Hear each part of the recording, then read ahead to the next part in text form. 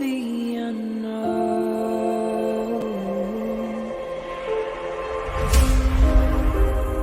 down the rabbit hole,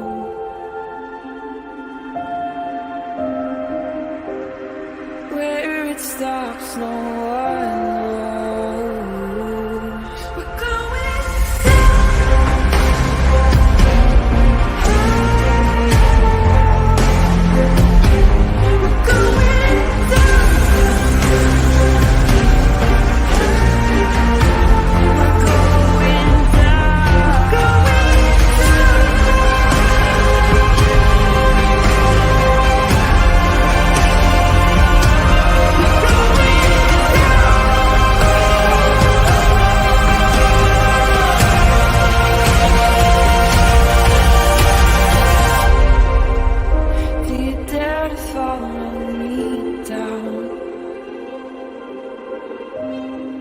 head into the unknown.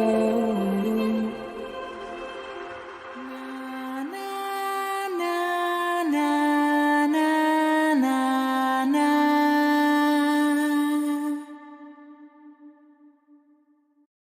Hi, everybody. Happy Monday. I'm like, geez, it's already Monday. Hello, hello, hello. Hi, Mrs. Troy. Hi, Music City Mom. Hi, Carol frickin' Claus. Hi, Corey. Hi, Aaron. Hi, Lucia. Hi, Journey Takes a Trip. And Miss Petunia. Hello, 307 Mrs. Troy. Hello, Stephanie.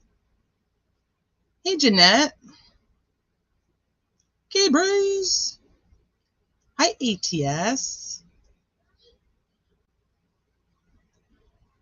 Hi, Princess Megan Elsa. Hi, 1960. How Candy Cane. Hi, Shortcake. Hey, Shay. I'll listen while I'm at work. I'm a lazy mod here. That's okay. It's like a lazy Monday. Hi, Shauna. So we had some big storms that came through yesterday. They were supposed to be like ginormous from Hurricane Hillary. They kind of were not as big as they said they were going to be. So all is well here. There was a small earthquake. We had a little bit of a power outage in the middle of the night, so it didn't really affect us too much. Let me see. There's some debris kind of around from the winds, but it was not what they said it was going to be. So I appreciate so many of you guys have like messaged me to make sure I'm okay and my family's okay. We're all good. Everybody's good. Sun is shining bright today, and everything is kosher. So hi, Mel Mac. Hey, Pointer Lover. Hey, Laughing Stock. Hey, Alibi. So, hi, I think I said hi to Sean already. I'm like scrolling way too far up again. So this live is actually a little bit nerve-wracking for me because I want to make it very clear to all of you that I am not a scientist. I am not, I'm not even a geneticist. I'm not a lawyer. I'm not any of those things. So I want to make sure that there's a huge disclaimer out there as I go through my knowledge of what investigative genetic genealogy is, that you guys are all very well aware that I am not an expert in any of these fields. Hi, Mel. Hi, Inspector Gadget. So I just want to make sure that you guys, because then somebody else ends up watching and they're like, that's, this, that, and the other. So this is my opinions based on what I know about investigative genetic genealogy. And I'm going to show you guys some things that I had put together for school, because this is actually one of the things that I had studied while I was in school. And I ended up writing, I'm not a geneticist. I know you're going to have to, if you guys are looking for that, I'm not any of those things. I am a person who spent many, many years building family trees back before we had an actual cool computer system to do it for us. My mom was really into genealogy, her mom, and then her mom's sister. So it would be my great aunt. How I should have brought some of that out here. I have boxes of just papers that are, handwritten notes from the family of, where we were from, who we were related to, so on and so forth.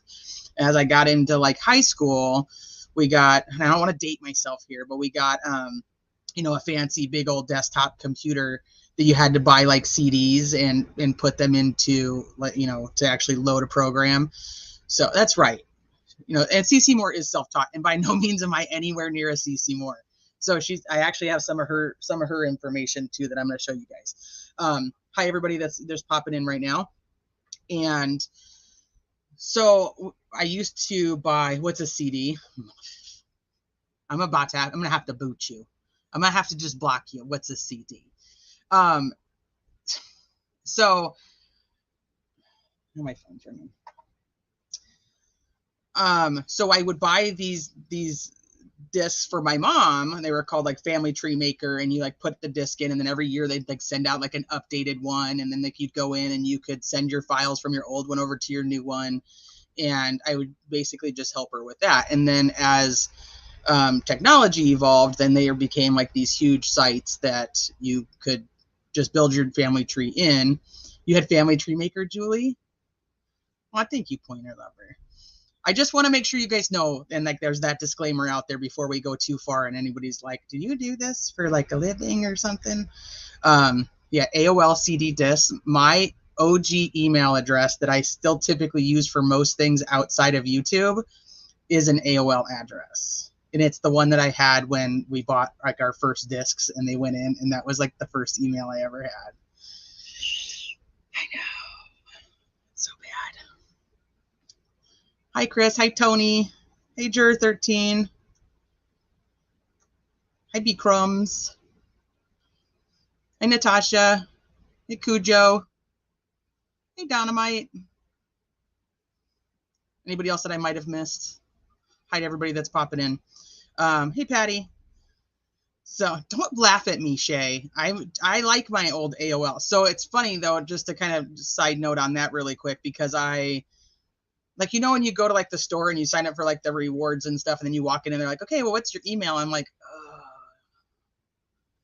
no, do we do a phone number? That'd be like way easier, because it's my AOL and it's like a whole bunch of letters and numbers, and it's, you know, people laugh at me, but whatever. It's the email that I choose to use. It has a lot of spam though. But so when people say like, how come like you're not like responding to my emails or whatever, okay, so now I'm going to totally say something that I probably shouldn't. But like in Gmail, if you guys are like proficient at Gmail, you know, like in a Gmail email, like it all kind of goes together, and like, and it just says like you have 3 that are like attached to like this email sequence. I don't like that, because I lose my emails that way. I don't like them. I want to just be able to go in and see that I have a new email. I don't want it to have like a whole thread of like 50,000 and I get lost in there. Yeah, I'm just not a fan.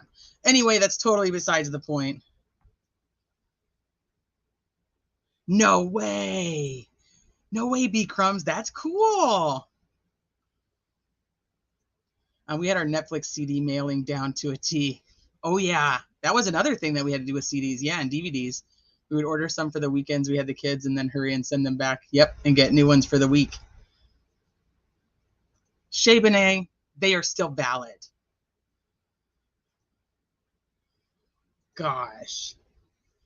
So anyway, not even the point of any of this, but I don't even know how I got over to that. How did I even get there? God, it's such a Monday. Anyway, so we would use the Family Tree Makers now, and then we upgraded obviously when they started doing things online. And Family Tree actually was one of the first ones that actually created like an online program that you could just download from like the internet. And now you've got things like our Ancestry and Me, My Heritage, and 23andMe. There's a ton of like genealogy websites that you could actually use now that we didn't have access to before. So I have tons on paper. My mom has built a family tree of probably well over 100,000 in our family that is documented on paper and in books and on Family Tree Maker. And I think she's finally got it up to about 22,000 like on Ancestry for my side, that side of my family. And then on mine, I've started building one when I had my oldest with, it was basically for him so that he would have both sides of his family tree. And I think we have about 11,000 right now. So genealogy has always been something that's very close to me and my family. So, I mean, that's just kind of a background. Genealogy has been around forever. It's basically, genealogy is just kind of, it's basically looking at any of your ancestry. It's looking at where you come from, where your family comes from, who you're connected to, and how you're connected to them. That's not anything that's new. So genetic genealogy is what evolved, 10, 12 years ago at this point, maybe even a little longer, where you could actually like send in DNA to a site, like you'd spit in a bottle and you could send it in to a site and they would actually create something for you, and then that would go into like a database and you could use it. But we're going to touch on that in just a second because we're going to back up, because obviously we, being in the true crime world, we know that DNA from crime scenes, although it's been existent for a long time, they didn't know what to do with it or how to test it. So they eventually, we started using DNA in the courts, and this was a big point of controversy at the time. And I think what we're seeing now is very similar in the controversy because it's new and people don't really understand it yet. So I was like, okay, I'm going to put my 2 cents in so I can hopefully help. And I don't mean like dumb it down, but like it's not, they use a lot of terminology that's just like most people I've talked to about like the hearing on Friday for Brian Koberger that have watched it are like, well, that was just a bunch of mumbo jumbo, like, or that was so boring. And I'm like, that was like the most interesting thing ever for me. But hi, little Kazati. And yeah, junk science. It was junk science. So a DNA in general was always considered a type of junk science. So I want to back up. So when DNA was actually being used in courts, it was a point of controversy and people didn't like it. They thought it was garbage. But DNA ended up solving a lot more cases and even cold cases, because for whatever reason, cops, even back in the 70s, 60s, 70s, they were actually collecting items that contained DNA. They didn't have anything to do with those things at the time. But now, or even 15 years, 20 years ago, they were able to actually put it into the system and figure out that who committed the crime. From many years ago, when the cops collected something, they didn't have any idea that it would even matter later. So, hi Jen, let me see. I got an ancestry DNA test 5 years ago, and the box is still sitting there. I never did it. So, is there anything stopping you from doing it, or you just didn't do it? Thank you, Princess Megan Elsa.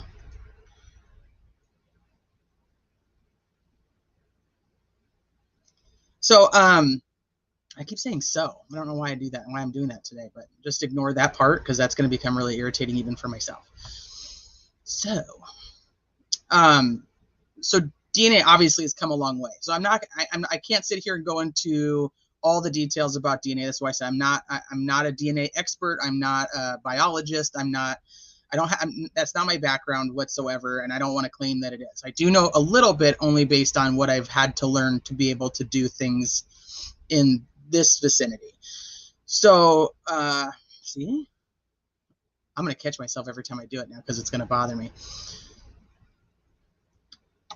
So I have done my ancestry DNA.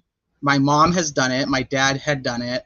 My one brother has done it. I have quite a few family. My husband has done it. We have quite a few family members that have participated in the genealogy.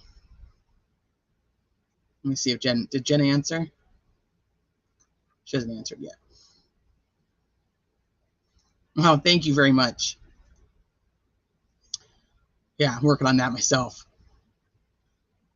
At the time, I was listening to a few random podcasts that were talking about them using your DNA unlawfully. I was just iffy about it and never did it. I'm not against it though. Okay, so that's a good question. So that's part of the paper that I wrote, but we'll get there too.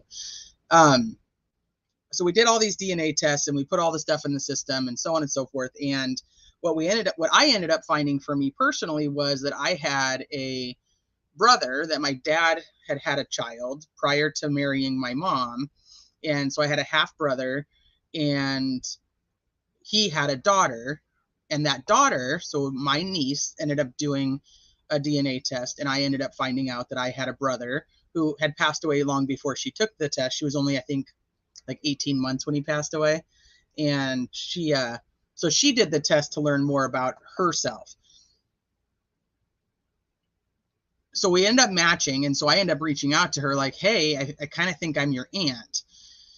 It took a long time to get to that and to get to where I knew who I was. And so that's one of the things we're going to talk about today is like, how did I figure that out? And so after I figured that out, then I had a friend of mine who worked for me in retail who was adopted. And she was like, I have a birth certificate that it says my mom's name, and I know my mom passed away, but I have a name. Like she was given a name that she didn't actually carry throughout her life. When she was adopted, her name was changed. She's like, so I think the last name on my birth certificate belongs to my biological father. So I buy her a test, and she goes through and she tests, and then we're able to actually start building her tree. We know a little bit because of the fact that we knew who her mom was, and we had her original birth certificate, but we didn't know much about the dad. So, and of course she thinks that this is the dad, but then we end up finding out that none of those people are actually in her family tree. The people who are related to this guy don't show up on her side at all. So what we figure out is that her biological dad is actually somebody completely different than she ever thought. And we find that he's passed away, but there was a brother and his wife and their son.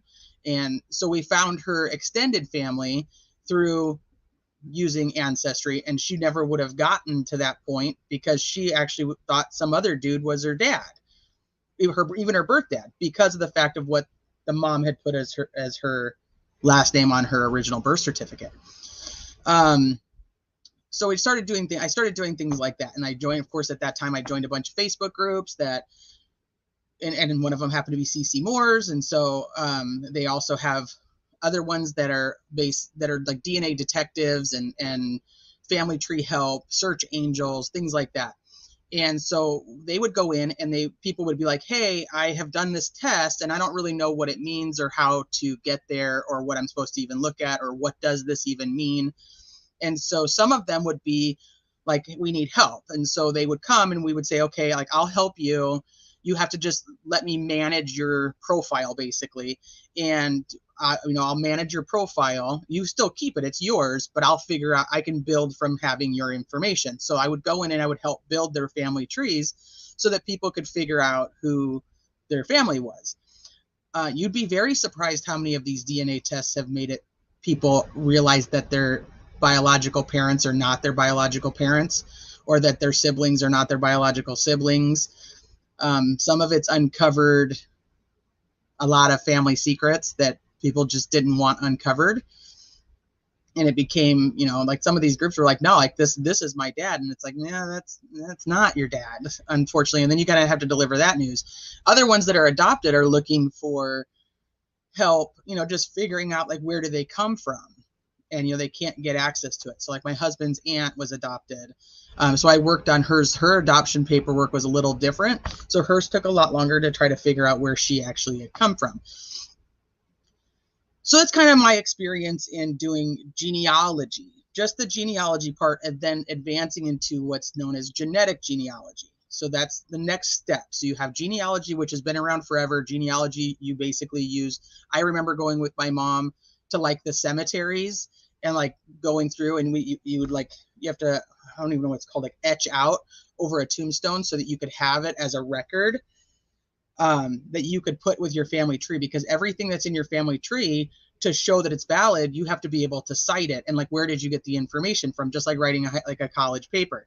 So we would go and like sketch the headstones that would say like Norman and Norma are married and they both passed away here, here, and here. So we could actually cite that this was what we got from the cemetery. So you could also do that. Like she has my mom created like a book of our family. When I was saying like she has over like 100,000, it's like a book. And she basically did that because we lived in the town where she could easily access like all the public records just by going into the courthouses and finding the information, through like digging through papers. So it's like the genealogy part's been around a long time. It was just much more like hands-on back in the day. Okay, let me see what you guys are saying real quick. My grandfather was sold into slavery. Not kidding. Wow. So do you know your lineage before him then, or is that something that's like unknown to you? That's what I said. So some of this is going to be kind of repetitive and kind of not everybody's interested in it, and then that's okay. I get it. I get like this isn't like for everybody, and then other people are like, this is so cool that you could do that. I tell you what, I have never been so uncertain how a case is going to go than I am in this one, being so close to trial. Well, and I don't disagree there. Let's see. When I met my dad, it was almost like looking in the mirror, except on this side of the reflection was a nice, honest human being. On your side, not the other side. When I talked to my niece on the phone, the one that I didn't know about, she sent me pictures of my brother that I had never met, and he looked like my brother, like my other brother, like same hairstyle, same looks. I mean, there was like no doubt in my mind that this person was part of my family. Like, it was just not even a question. But I had to learn how to get there. Yep, with a crayon and paper. Yep, but imagine it's all German and have to translate. Oh yeah, Find a Grave is a very helpful site for that. It is now, yes, but that didn't exist then. So I've got privacy issues, which is understandable. Hi, Savvy's aunt. So a lot of families that were sold into slavery, the slaves took their owner's last name. So it's something that in genealogy, it's very common if you trace things back, that a lot of the times, people who were sold into slavery, their surname is not their surname. It's not who they were born as. They are given the last name of their owner.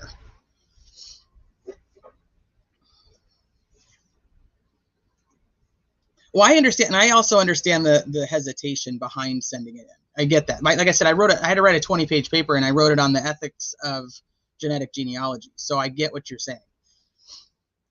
Brittany said, I found a brother I never knew I had on Ancestry through DNA. My mom put him up for adoption when she was very young, and no one ever knew. That's very similar to me. Hi, Hot Ham Radio. Yeah, big family secret out. So it was interesting because my family was all like pro. Well, I shouldn't say all my family, because I have two brothers and a sister. One brother was like, "What are you doing? Why are you doing that? Like, we don't need to know all that stuff. Like, let things lie." And my other parts of my family are like, "Oh my gosh, I can't believe like we're finally going to learn all these different things." My husband's family, on the other hand, was kind of like, "What are you doing? Like, why are you putting your DNA out there in the world?" And much more like conspiracy about the whole thing. So we were both very curious on like how people felt about it. So it was like something that we just started asking people, like, why do you think it's okay? Or why do you think it's a really bad thing to do? I didn't know that. Oh, thank you for that knowledge. Oh, you're very welcome. I don't know what I said, but hi, Dolly Bear. I would just like to tell you, I'm so very sorry that you missed out on possibly a very important and rewarding relationship with your brother, as well as with your niece. First, well, I appreciate that very much. It is. It actually, it's very hard because who would be my, it's such a long story. Who would be my brother's mother? So my niece's grandmother ended up raising my niece and is not okay with her being in contact with us, even though she's a grown woman who has her own child. This was like a mother to her, so she doesn't want to disrespect her by having like a relationship. But it's like, she tried to tell her kind of, like, that's my aunt. Like, she wasn't even alive. She didn't know what had happened between you and her dad. Like, much like I didn't know what had happened. Like, we shouldn't be punished because you guys made the decisions that you made. But it's kind of how it is. We are friends like on Facebook, and like I message for her birthday or for Christmas. Sometimes I hear back, sometimes I don't. But I told her, like, when she told me, she's like, I don't really know what to do. I was like, well, honestly, like, I'm here one way or the other. So just do whatever you got to do. Like, that's your family. She took care of you. So like, I'm not going anywhere. So just come around whenever. But she looks just like my grandmother, who would be my great grandmother, or her great grandmother, my grandma, my dad's mom. She's almost, it's like uncanny. Okay, let me go back over here. It does give you some perspective. Yep. Half my family is off the boat from Sicily. I'm very interested in tracing that side. See, that's also interesting. If your near relatives, like if your grandparents or your great grandparents are like more recent immigrants, your great grandparents are probably going to be okay. But like if your family is recently immigrated over, the databases are not very big, so you don't get as much information. I did my brother's DNA so we could find out our paternal ancestors. Did you do? I have to ask them. Did you do like a Y DNA test?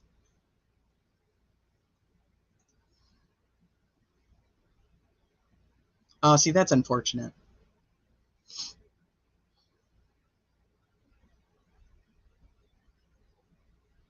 Correct. That's another thing. That's one other thing that I would love to be able to point out too. Thank you for saying it.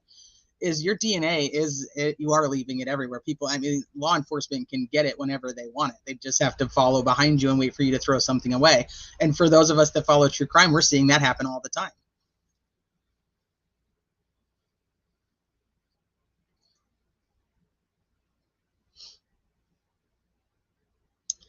I don't have any children of my own, so I cherish every relationship with my nieces and nephews that I have been able to have, however, don't have now. Yes, it makes a lot of sense. My niece was like my kid before I had kids, for sure. I love is a four-letter word. Hey, Tia. Hey, Patty.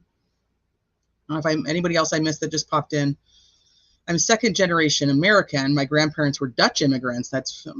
I have a lot of Dutch in me. I'm always fascinated meeting my European relatives. That's very cool. A lot of us are Dutch.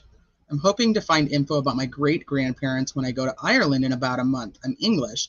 I have a family tree with all branches except for that one. That will be really cool to be able to fill that in. I think that's part of why I've always liked doing genealogy is because it's like a puzzle. I can't when I was doing, like I was telling you, one of my friends that used to work for me in retail, she's the one that had the birth certificate with the wrong surname on it. Hi, Crime Sleuthin. It was so complicated, and I think it was mostly complicated because I was very narrow-minded, and I started trying to find matches to this dad that wasn't even the dad, and so it took me probably twice as long as it should have, because I just didn't. But those are all the learning experience, which make it really cool because then I'm better at it. But there are chunks that are missing. It's like a puzzle. You're just trying to fill it in, and you're like building this tree, but it's really just a big giant puzzle. Hey, Kaleidohope. Okay, so I don't know where I was at in my story yet. Let me think. Where was I at? Okay, so we all uploaded our DNA. We did that stuff. We found that. Let me see. What else? There was somewhere else I was going with that. No, I don't remember.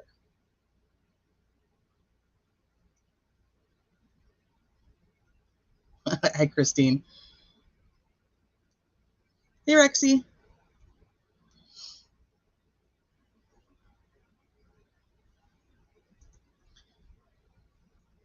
So, I think I know where I was going. So we're talking about privacy of things. So the company 23andMe was one of the very first companies that created this type of genetic profile, if you will. And what they actually created it for was to figure out if people had health issues, like genetic health issues. So if you were genetically prone to Alzheimer's or things that can be passed down through generations. And it was more built for the purpose of people being able to figure out if they were going to have health issues, that were adopted. They had no idea what their background was, who their families were. So that's what it was actually started for. And they're very particular about their website. The website is actually owned by some very wealthy people, but they're tied in with all kinds of different companies, and they chose to do this because they wanted to be able to help people figure out, if they could prevent whatever the health issue was going to be. Hi, LFT. It evolved into matching to other people. That was not the actual creation of it. So being able to find other family members came later. And when we talked about genealogy, and we talked about genetic genealogy, and then we talk about forensic genetic genealogy. also known as investigative genetic genealogy. So all the time we talk about like soda versus pop, because we're from all over the place, right? So you got soda and you got pop, depending on where you live. And it's also soda pop. So genealogy is kind of this investigative genetic genealogy the same way. It's actually forensic, investigative, genetic genealogy. So they're very intertwined. So it's like if you call it forensic genetic genealogy, it's like me calling it a soda. And then if you call it investigative genetic genealogy, it's like calling it a pop. So it's the same thing ultimately. So if you hear me, if you hear me refer to it as one or the other, it's because it's the same thing. It's a pop. Yeah, it's a pop. Pop. Yeah, Princess Megan also exactly. What's a pop? It's a soda pop. So in the Midwest, pop is what you call it a pop. And then out in Corey Reeves, I'm a soda pop. See, you do both. And then some people just call it straight Coke. So then some people like here will just call it genealogy, even though it's actually not technically just genealogy. So those are your Coke people. See, it's a Coke. No, so you're just saying this is genealogy. So you see kind of the correlation there. So when these tests started coming out, there was a lot of differences in DNA. So there's basically 3 types of DNA that people will use. One is like mitochondrial DNA. So if you think of mitochondrial DNA, think of going up the mom side of the tree, mom to mom to mom to mom to mom, right? Like it's all the moms. That's mitochondrial. It should just be like momochondrial, so it makes people easy, make it easier. But it just goes up the mom side. So no matter if you have a son, he has mitochondrial DNA that would match him to you. Make sense? And then match him to the grandma, match him to the great grandma, so on and so forth. Now you have Y DNA that takes you up the dad side. So my son matches my husband, who matches my father-in-law, who matches my grandfather-in-law. So there's those 2. So it's basically if you take like a V. So here's your son, or here's the male that you're looking at. This takes you up the mom side. This takes you up the dad side. These are not as common anymore. This is why I was asking earlier to somebody in chat because if you just want to learn about your paternal side, you would use Y. If you want to learn, and that only is coming from a guy though, FYI, because you're a girl, you don't have that, right? You don't have a Y, you have 2 X's. So, and if you want to learn about the mom side, you go up on the mitochondrial side. So you have the two that you can branch to. Now, there's the third, which is the main one that almost everybody uses now, and it's autosomal DNA, which is all the filler. So if I go up this way, basically fill this whole chunk in, and it gives you all the autosomal, because now this tells me everything that this person down here has, if that makes sense. So when you hear the words like Y or mitochondrial, like those are not as specific. So autosomal is what they use. Now we were talking about that DNA has been around in the court system for a long time now, just regular old good old DNA. We hear like, oh, they did a DNA test and they threw it into CODIS and it matched. But you guys, how often do you pay attention to what does the DNA match? What are they actually testing? What part of the DNA are they testing? How do they test it? So the DNA is found at the crime scene. Talk nerdy to me, T. All right, let me check on you guys before we go to the next part. Hi, True Crime Crazy. You guys are still up here arguing over pop. How about just have a Dr. Pepper and make it easier?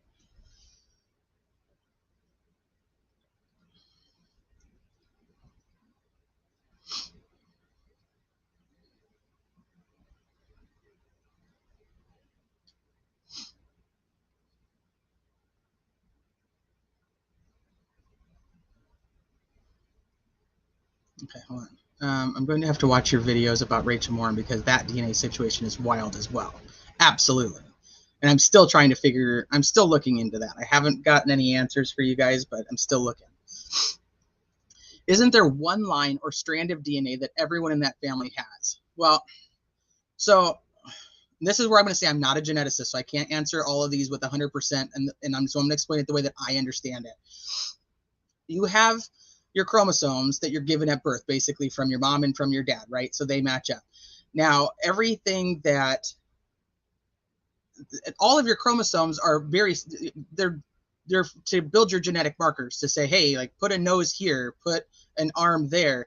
So a lot of your DNA is the same as everybody else's. That's how we all have, you know, or I shouldn't say all, but most people are born with 10 fingers, 10 toes, 2 arms, 2 legs, the head on the top of your body.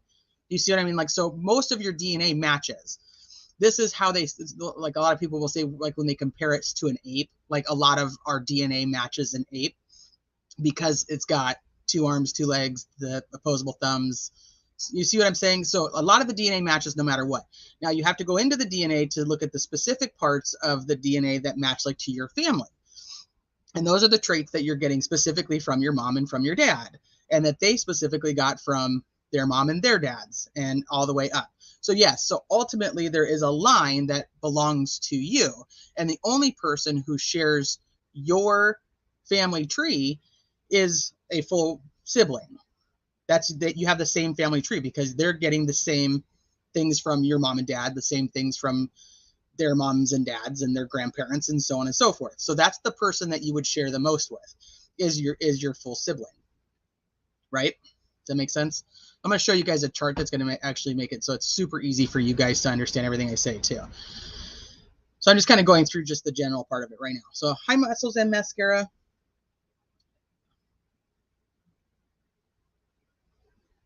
I didn't know there was DNA problems in Rachel's case. Thought those were spot on.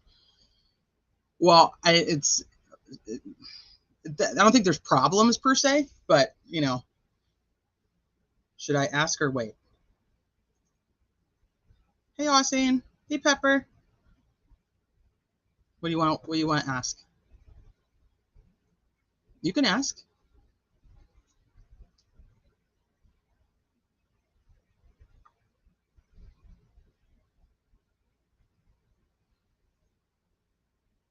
I probably shouldn't wait too long because it's got such a delay on it.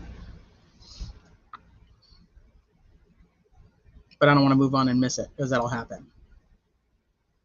Shaybane says, it's been a busy week. The kids already have full schedules of extracurricular activities. This is the second week of school for my kiddos. I'm tired. I hate having to get up to go to school when I don't even go to school.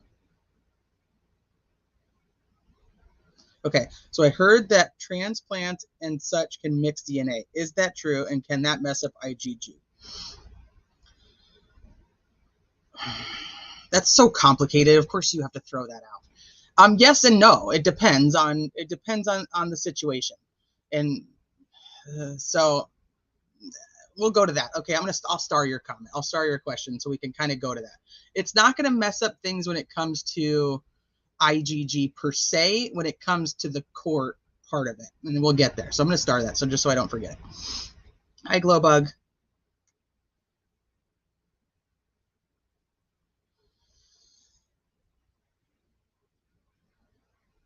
Okay.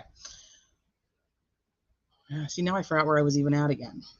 It's almost like I need like if I'm going to stop talking, I need to like write down what I was like in the middle of talking about. Somebody tell me what I was saying, where I was at in my spiel.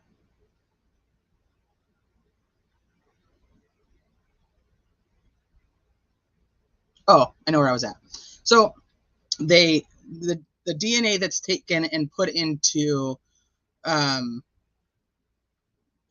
what we know as CODIS, which is where they're going to match people, you know, potential criminals to. So you're at a crime scene, you leave your DNA behind, and they take your DNA, they make what's called an STR profile. And this, if you guys watched the hearing, you probably heard a lot about this. So it's a STR profile, and that is what is allowed to go into CODIS and can be matched to either the person themselves, which is what happened in Rachel Morin's case, is they made the STR profile, put it in CODIS, it matched an unsolved crime from LA. Now, in Brian Koberger's case, they made an STR profile, they put it into CODIS, and it matched to nothing. So they take the DNA, not the STR profile. So once again, your DNA, they take parts of the DNA, here it is, and they put it in this little pot, they make the STR profile. They have to take another little chunk of the DNA, and they have to put it into this pot to make what's called an SNP profile. a SNP profile. And that's what's used in the databases that we're talking about, the Ancestries, the 23andMe, the MyHeritage, things like that. So that's not the same thing. So I should ask this. How many people, put a 1 if you watched the hearing on Friday with Brian Koberger, and put a 2 if you have no idea what the heck happened on Friday. You guys do that real quick. I'm going to grab another soda pop.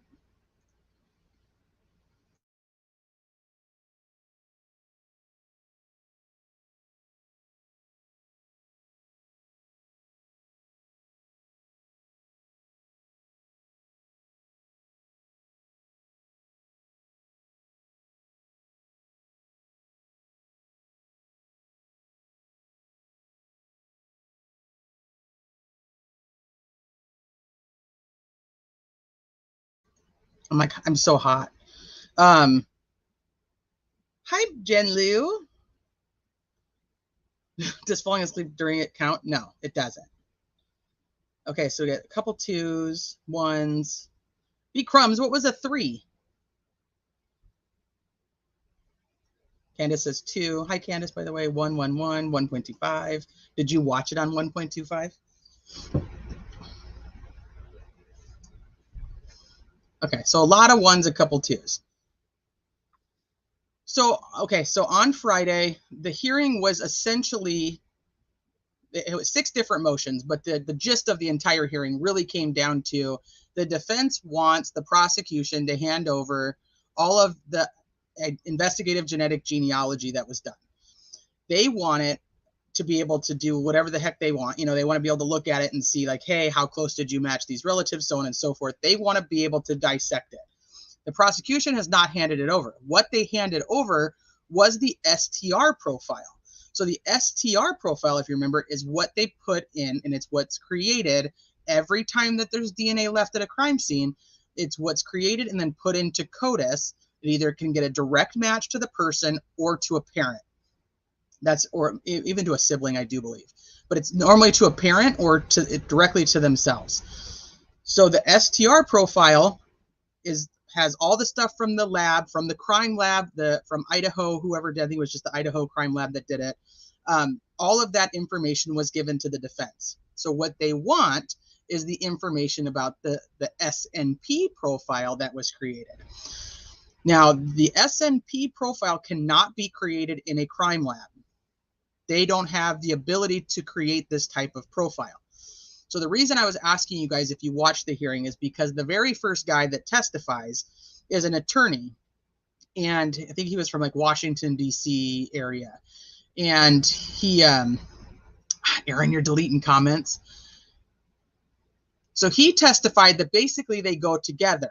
Well, they don't go together. But he also says that in court, the defense team needs access to this information so that they understand how to basically cross-examine it. The prosecution is saying that's not necessary because we're not putting anybody on the stand that's going to have anything to do with the SNP portion, which is the investigative genetic genealogy. So you only need an STR person.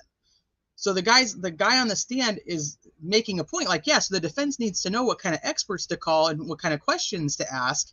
And if the prosecution is going to go ahead and put this person on the stand that is going to talk about the SNP, which is also referred to as a SNP, they're going to talk about the SNP profile. We need somebody who can counteract it. Prosecution saying, hey, we're not talking about it. It's not part of our investigation. We're not using it, so it doesn't matter. So that's really what the whole hearing was. So all the witnesses went up there, 4 witnesses in total, two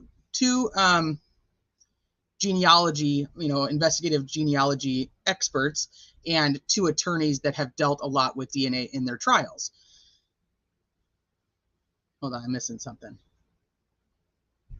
You deleted Crime Sleuth then? Did you time her out? Did you hide her permanently? Like, do I need to go unhide her, or did you just like time her out for like 300 seconds? Aaron. Oh no, sure she is. Okay. You fixed it. Okay. See, Aaron? No worries. It's all taken care of.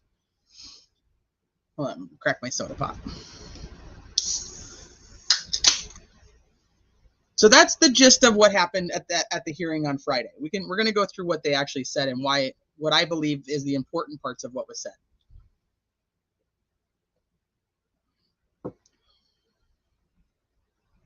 Hold, please.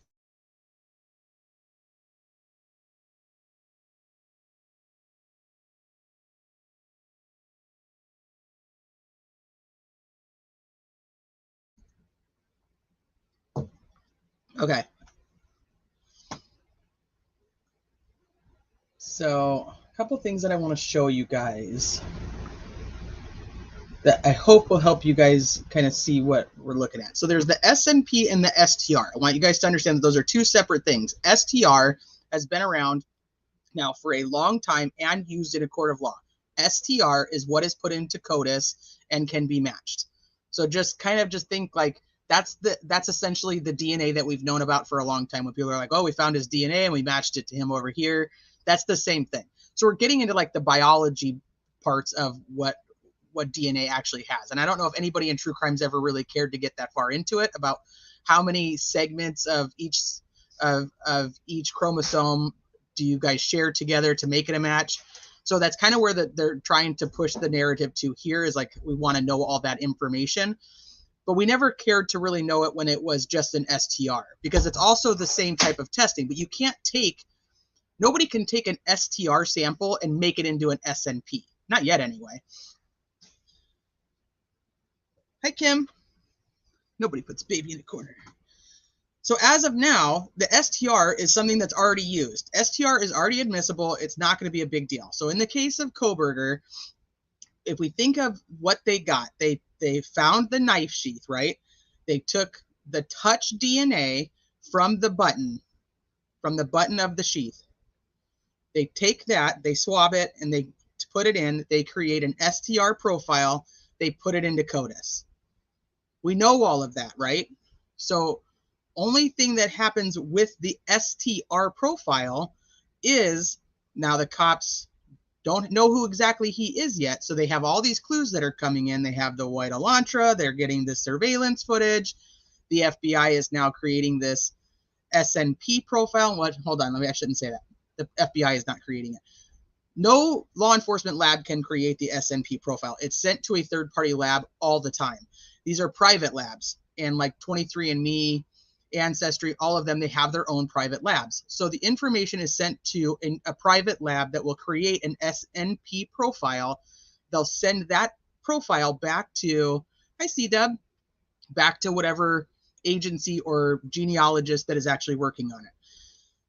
They'll send it to them. They're the ones who will now take that little snip and they'll upload it, and then we'll talk about that too. So just know that there's no crime lab that's actually creating SNPs. The crime labs are creating the STRs, which they have been for years now. And that's how we ended up with CODIS, right? So let me share this with you guys so you guys can see.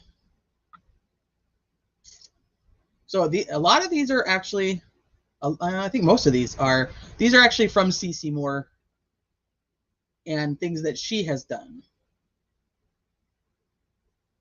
So I want to show you that first. Okay, you guys have any questions so far, like the difference between the STR and the SNP and how they don't actually correlate to each other? They're from the same DNA, but not the same thing. You guys get that? I am like on fire.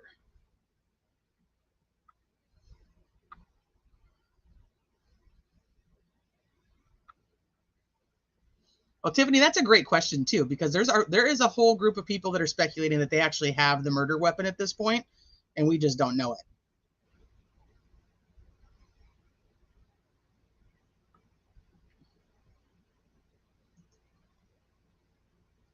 So the sheath itself is not going to be thrown out. The sheath was collected with a search warrant and found totally legally.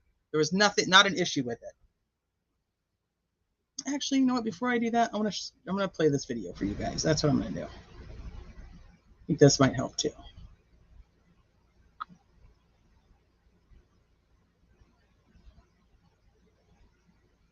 Uno momento. Why can I not find it?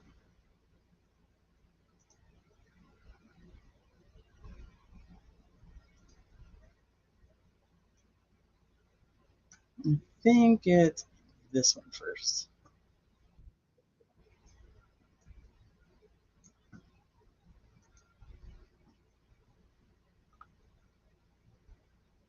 This girl is on fire.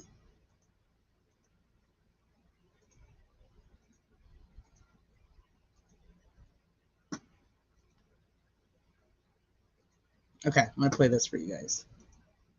Some of you may have seen it, but it might be new for some of you. See my chat. That's how my brain works if you ever wondered. Let me see. Stirs and snips and dips my hips, my lumps, my lovely lady lumps.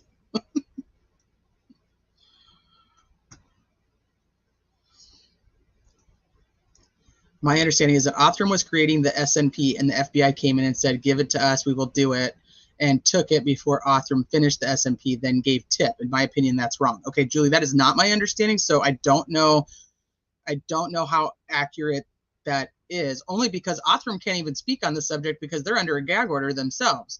So do you have a source for where that came from? Because my understanding is they created the SNP profile and sent it to the FBI. So that would be interesting. If you have that, can you send it to me?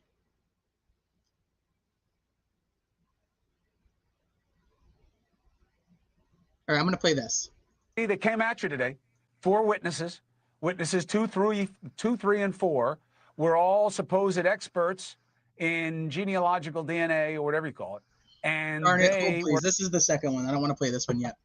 Hi, Muffy. Hold please. Wrong one.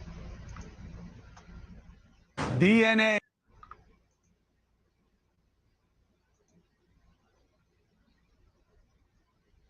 This is the one I want to play first. This is before the hearing. So I want to play this one first, because then the other one is after the hearing. DNA. Let me know you guys can hear it. That's what it's coming down to right now in 2 high-profile cases. You got the Idaho college murders, right, and the Gilgo Beach serial killings. A judge has ruled in the Gilgo case that the suspect, Rex Hewerman, must do a cheek swab and hand over the DNA results to the prosecution. Now, you may say, oh, duh, it's state by state. A lot of states say if you're arrested, there's probable cause, they can swab. Not New York. You need to, for it to be automatic, you got to have a conviction. So that's why they had this. And right now, it looks like the prosecution's going to get it. What do they need to get from that swab to maintain their case? Then you have Idaho, more sophisticated. Brian Koberger's defense team is going after genetic genealogy, okay? And looking at family genealogy, which was the process that began their way of finding their way to him, okay? And we know what he's accused of, the murders of those 4 college kids. So let's discuss what the variables are here with 2 people who know better than anyone. Genetic genealogist, Cece Moore. Forensics analyst and professor emeritus at John Jay College of Criminal Science, Dr. Larry Kobylinski. Cece, this is it. They're going to blow up your spot right now. Junk science. They're going to have somebody come on and say, this is not real DNA. This is like. Okay, so before we go too much further, yes, Jen, you need to watch the whole hearing. Like I said, I was saying it earlier in this live. A lot of people were like, that was so boring, this, that, and the other. It was actually extremely fascinating for me. I've watched it twice now, and I downloaded it so that I could piece it together and kind of cut up some of the parts that I find the most fascinating. But it was extremely educational. But one thing I want to say is, I don't know if she mentions it in this interview or if it's a different one, but I'm actually a huge fan of Cece Moore. I'm also a huge fan of Colleen Fitzpatrick, and they're 2 totally different things, 2 totally different types of genealogists that are doing this. So Colleen Fitzpatrick, and if you guys are fans of Gray Hughes, he actually does. It's one of my favorite things about Gray Hughes, and even the people who don't like him, I don't know how you can't even be mad, because this guy donates so much of his earnings to the group that Colleen Fitzpatrick runs. And they're finding the identities of John and Jane Does throughout the country. It's amazing work. So that's where she focuses a lot of hers is figuring out who are all these unclaimed people that have passed away with no identification. Now, CC Moore actually works for a company called Parabon. It's a little bit more corporate-y, and she works a lot alongside law enforcement, but her main thing that she does is a lot of educational things. So she hosts like webinars, she hosts conferences, she typically goes to CrimeCon. She likes to educate people on the system and like how it all works and why it is the way that it is. Gray Hughes scares you. I listen to a lot of Gray Hughes, but I don't typically comment because I don't really know the reception. I know that sounds terrible, but that's a whole nother story. But the guy is very intelligent. So anyway, but like I said, he donates a lot of his money. And you can't take that away from him, because that's a huge help to this type of program that is, Colleen Fitzpatrick's program is run by donations. There's no other way to do it. So it's like he donates and then he actually can help figure out who somebody is. So there's other places like DNA Doe Project. There's oh shoot, I think of them off the top of my head right now. But there's other ones that are doing the same thing. It's all the same type of forensic investigative genetic genealogy. It's just used for different purposes a lot of the time. So she's doing a lot more of trying to figure out like who the bad guy is in the crime. So it's like a perpetrator who comes to the crime scene, leaves his DNA behind. While Colleen, like I said, is doing more of, this is the DNA from an unidentified John or Jane Doe, and we're going to figure out and put a name to this face, which also ultimately does help, because if you think of like cases like the little boy in the box from Pennsylvania, nobody knew who he was. Nobody knew why anybody would ever hurt him. He was just a little boy. So her group of genealogists figured out who that was and gave him a name, even though the perpetrators are most likely passed away at this point. He now can be identified and actually has a headstone that matches who his real identity is. So it's important work. So I was going to bring up, so the second person who takes the stand on Friday, her name is Leah Larkin.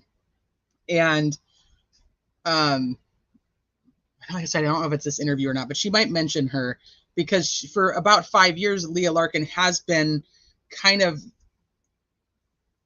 she is a genealogist. And so if you did watch the hearing, she does a great presentation of genealogy and like how you figure out, or she's a genetic genealogist, I should say.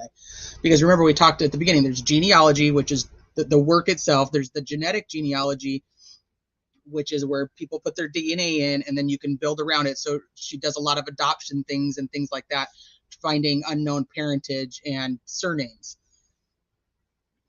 But she's not necessarily Leah Larkin, who's the second person that testified, is not necessarily using this type of forensic genetic genealogy to aid law enforcement. And I don't want to say she's anti it, but she's not exactly pro it either. So she's a benefit to the defense because she's very intelligent, and she also thinks that there could be some things going on with it. So, all right, here we go. Hi, Wheelby. Like mix and match, more 23andMe and me than it is real science. How does it go? What are the vulnerabilities? What do you think? Well, Chris, really, investigative genetic genealogy and SNP profiles are completely irrelevant to this case. Yes, they may have pointed law enforcement toward Brian, but they are not going to be used against him as evidence of guilt. And therefore, really, these arguments that the defense is bringing out now are not relevant to his case, right? Because they used the SNP profile in the investigative genetic genealogy to point toward him, but it is treated simply as a tip, and they have to collect DNA in order to confirm or refute that hypothesis. And they then will use that STR profile, that traditional genetic evidence that's been accepted in court for decades. That is what will be used against him in a court of law. Genetic genealogy is not used to arrest anyone, charge anyone, or convict them. They will say, objection, fruit of the poisonous tree. But for them going down this junk science road, they would have never been looking at him in the first place. And now they're just on the trail. And they who loves going after genetic genealogy. You are aware of the expert. Are you concerned about their perspective? I'm not concerned because it's the same arguments that Dr. Larkin has been making for 5 years. She is not a lawyer or a constitutional scholar, neither am I, but I can look at the case precedent that's already been set. I have helped, through my genetic genealogy analysis, identify over 130 living suspects in violent criminal cases, and 60 of those have already worked their way through the courts and ended in a conviction. And that means that we already have seen significant precedent on these very same arguments or very similar arguments. That's not to say this judge couldn't rule differently, but if he follows the case law that's already been established, then it's very unlikely that the defense will be successful with it. Okay, so I want to talk about that for a minute. That's why I said, so am I saying that she's impartial somewhat, but she leans more towards that she doesn't think that it should be used in this capacity. Now everybody has the right to their beliefs, which is why I say, like, some people are anti even putting it in the system to begin with. So one thing that mainstream media gets wrong 90% of the time that I watch anything that has to do with forensic genetic genealogy is that they constantly bring up 23andMe and Ancestry. And I want to make it very clear, and I make sure if anybody says this in their lives that this is one thing I would say that you can go and correct them. 23andMe and Ancestry do not accept anything from law enforcement. And I know the first thing is going to be like, well, there's workarounds, there's this, that, and the other. There's not a workaround with this because they don't accept the profile. And by that, I mean, when you upload, I get my DNA kit, I spit in a tube, right? Spit in this tube, fill it up a whole bunch, and then I send it back to Ancestry. They create the SNP, and then they put it into the program. I can download that raw data. I can download it from Ancestry, and I can put it into other websites. I cannot upload anybody's raw data to Ancestry or 23andMe, which is why it makes those two the safest if you're going to choose to do a DNA test. Those are the two safest places to do it if you're concerned about this type of thing.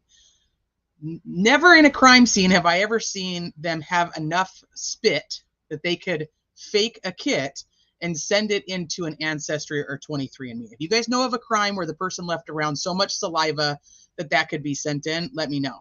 Because the lawyers between Ancestry and 23andMe prevent law enforcement in any type of capacity to be able to upload any type of raw data. Can't do it.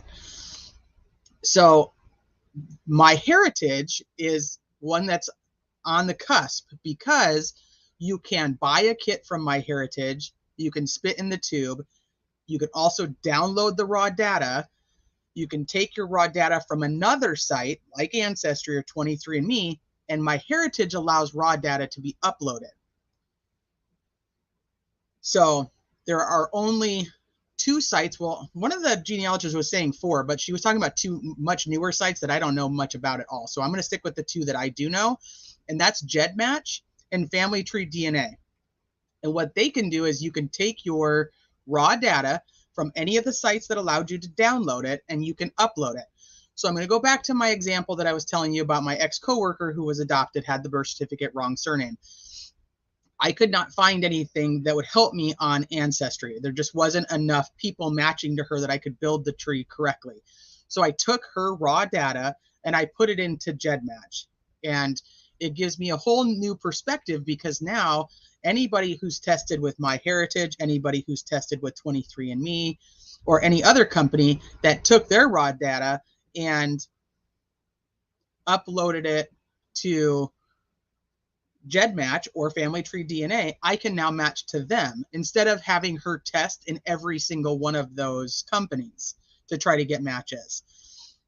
But not everybody does that. Not everybody takes their, some people really are taking the DNA test. They just want to find out, where they come from or like what their, ethnicity is and so on and so on. They have their own reason for doing it. Not everybody's doing it to try to build a family tree. Not everybody's doing it because they're adopted and they want to know where they come from. Not everybody's doing it for the same reason. So not everybody's uploading it to a company like GEDmatch or a program like GEDmatch. So that's a huge thing. Now, GEDmatch, when it was created, did not have anything in place to stop law enforcement from being able to use it or not use it. So anybody could upload the raw profile, and that's how it was. Then it became more restrictive when now investigative genetic genealogy is becoming more known. They put more restrictions on it. And you have to actually go and opt in and say, hey, I want law enforcement to be able to use my DNA. Now, for family tree DNA, it's actually the opposite. You have to upload, and then you have to go hit a little yes/no button and turn off the yes. So if you go to family tree DNA, upload your raw data, you have to make sure if you don't want law enforcement to use it that you hit law enforcement can't use it. GEDmatch is opposite. You have to actually hit that they can. Does that make sense? So those are the two main companies that law enforcement has access to. Now, to be clear, when people talk about a possible workaround, there could be a genealogist that takes the raw data and puts it into, so say my ex-coworker was a criminal and I just took her raw data and I just threw it into GEDmatch, but I didn't mark that I was from law enforcement or anything. I just threw it in there, right? Nobody's stopping me from doing it. It's the terms of service. So the terms of service say, hey, law enforcement, if you're a law enforcement personnel, then you're going to use this portal to access the ones that will allow you to. And over here, you're just a regular old citizen. You can just throw your raw DNA data up here.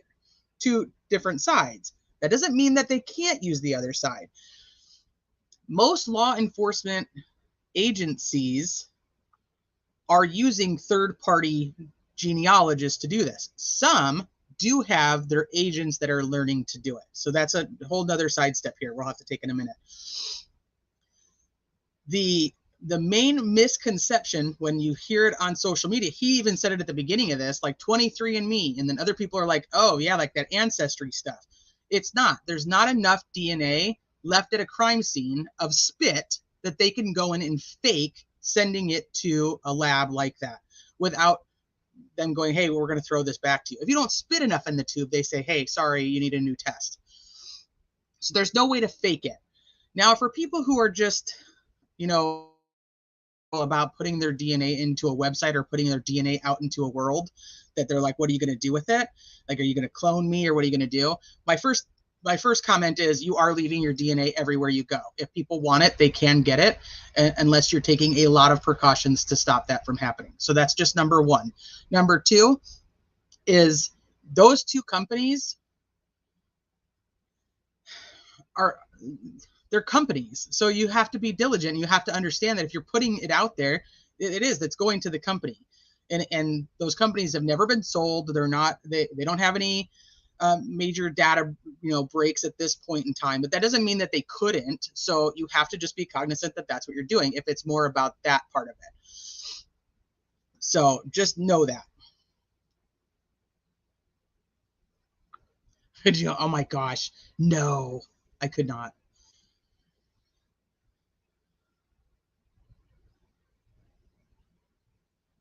Yeah, so the Golden State Killer is actually one of the most famous cases that was caught with forensic genetic genealogy. We're going to go through some of the cases here in just a second too, but I just wanted you guys to be able to see this. Yes. And just to fill in the audience, the reason you bring in that she's not a constitutional expert is because her main avenue of attack is this is an unlawful search and seizure, which is the Fourth Amendment under the Constitution, right? That by going through the family, you're basically backdooring not having a legitimate basis to ask him directly. The counter argument in the case law right now is exactly what you just laid out, which is it's non-dispositive. This is not what takes somebody to prison. It's what starts them on the road to see if they can take them to prison. So we'll see what happens, but you may not be a constitutional expert, but you laid that out perfectly.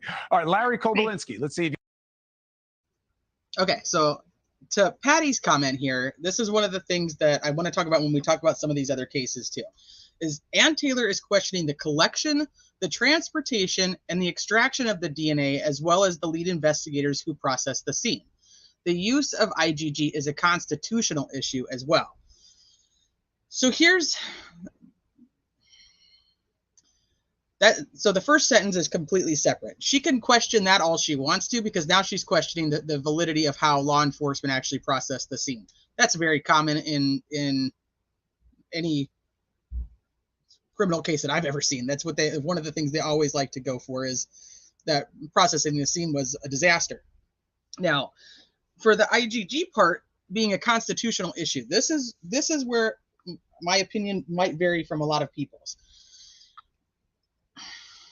I've seen a lot since Friday, and even a little bit before that, when the notices were coming out for Idaho.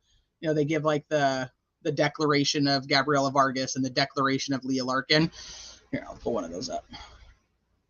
When these came up, people are talking about, like, is this constitutional? Now, it's a very loaded question, number one. Number two, whose constitutional right does it violate?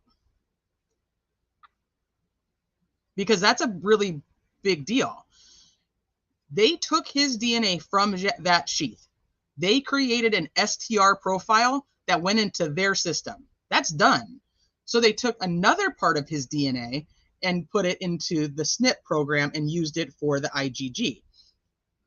Now, is it his DNA that's an issue because they uploaded it? Because this is the situation. He's a criminal, or a potential criminal. So they don't have to leave it in there. GEDmatch or any site will allow you to delete your DNA profile at any time. But all they really need to do is to be able to get in there and find familial matches. So they don't have to leave it in there. So is it violating his privacy? Does anybody know that it's his?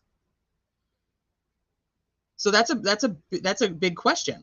It can't be violating his constitutional, rights when we've already collected the DNA via a search warrant, right?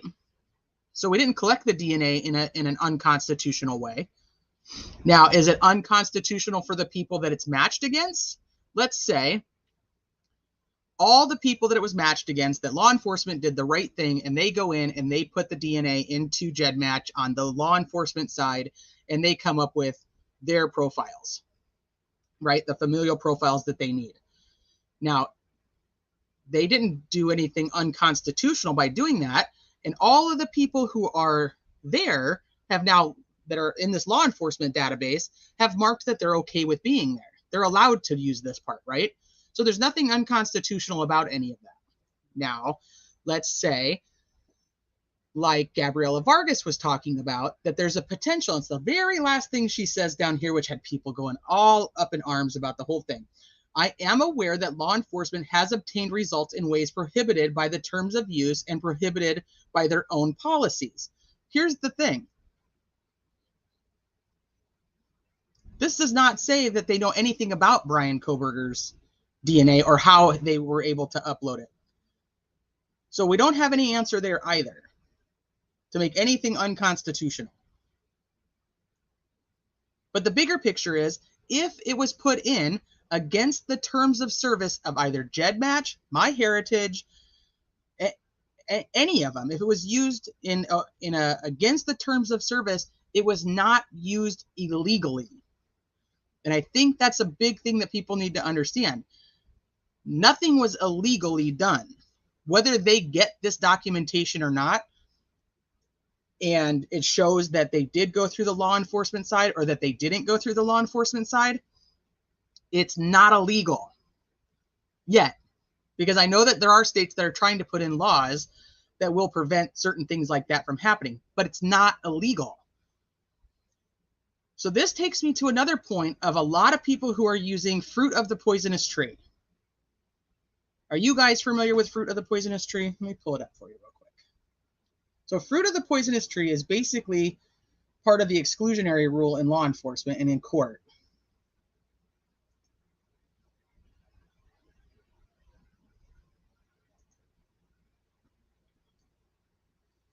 So it's called the fruit of the poisonous tree doctrine. It's been around since like 1920.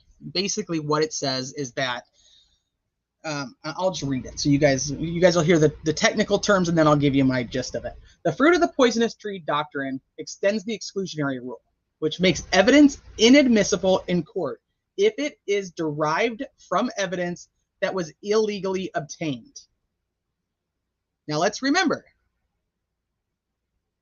they had a warrant, they searched the house, they found a sheath,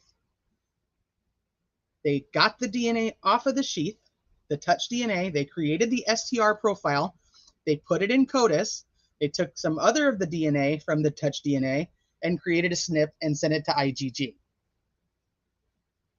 None of the DNA was obtained illegally.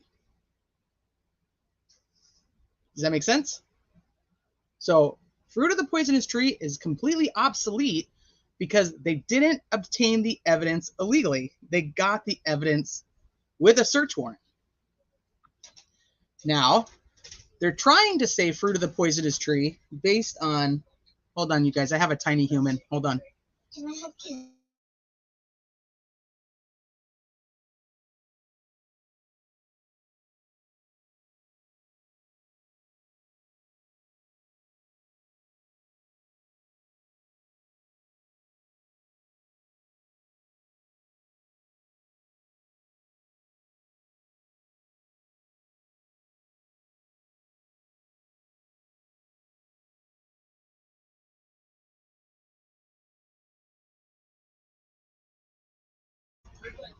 Okay, sorry. Yes, Jen Lu. So even if there was something hinky with the IGG, they didn't use that to secure any search warrants. They might have pointed them in the right direction. So you keep hearing like the IGG is known as a tip or a lead.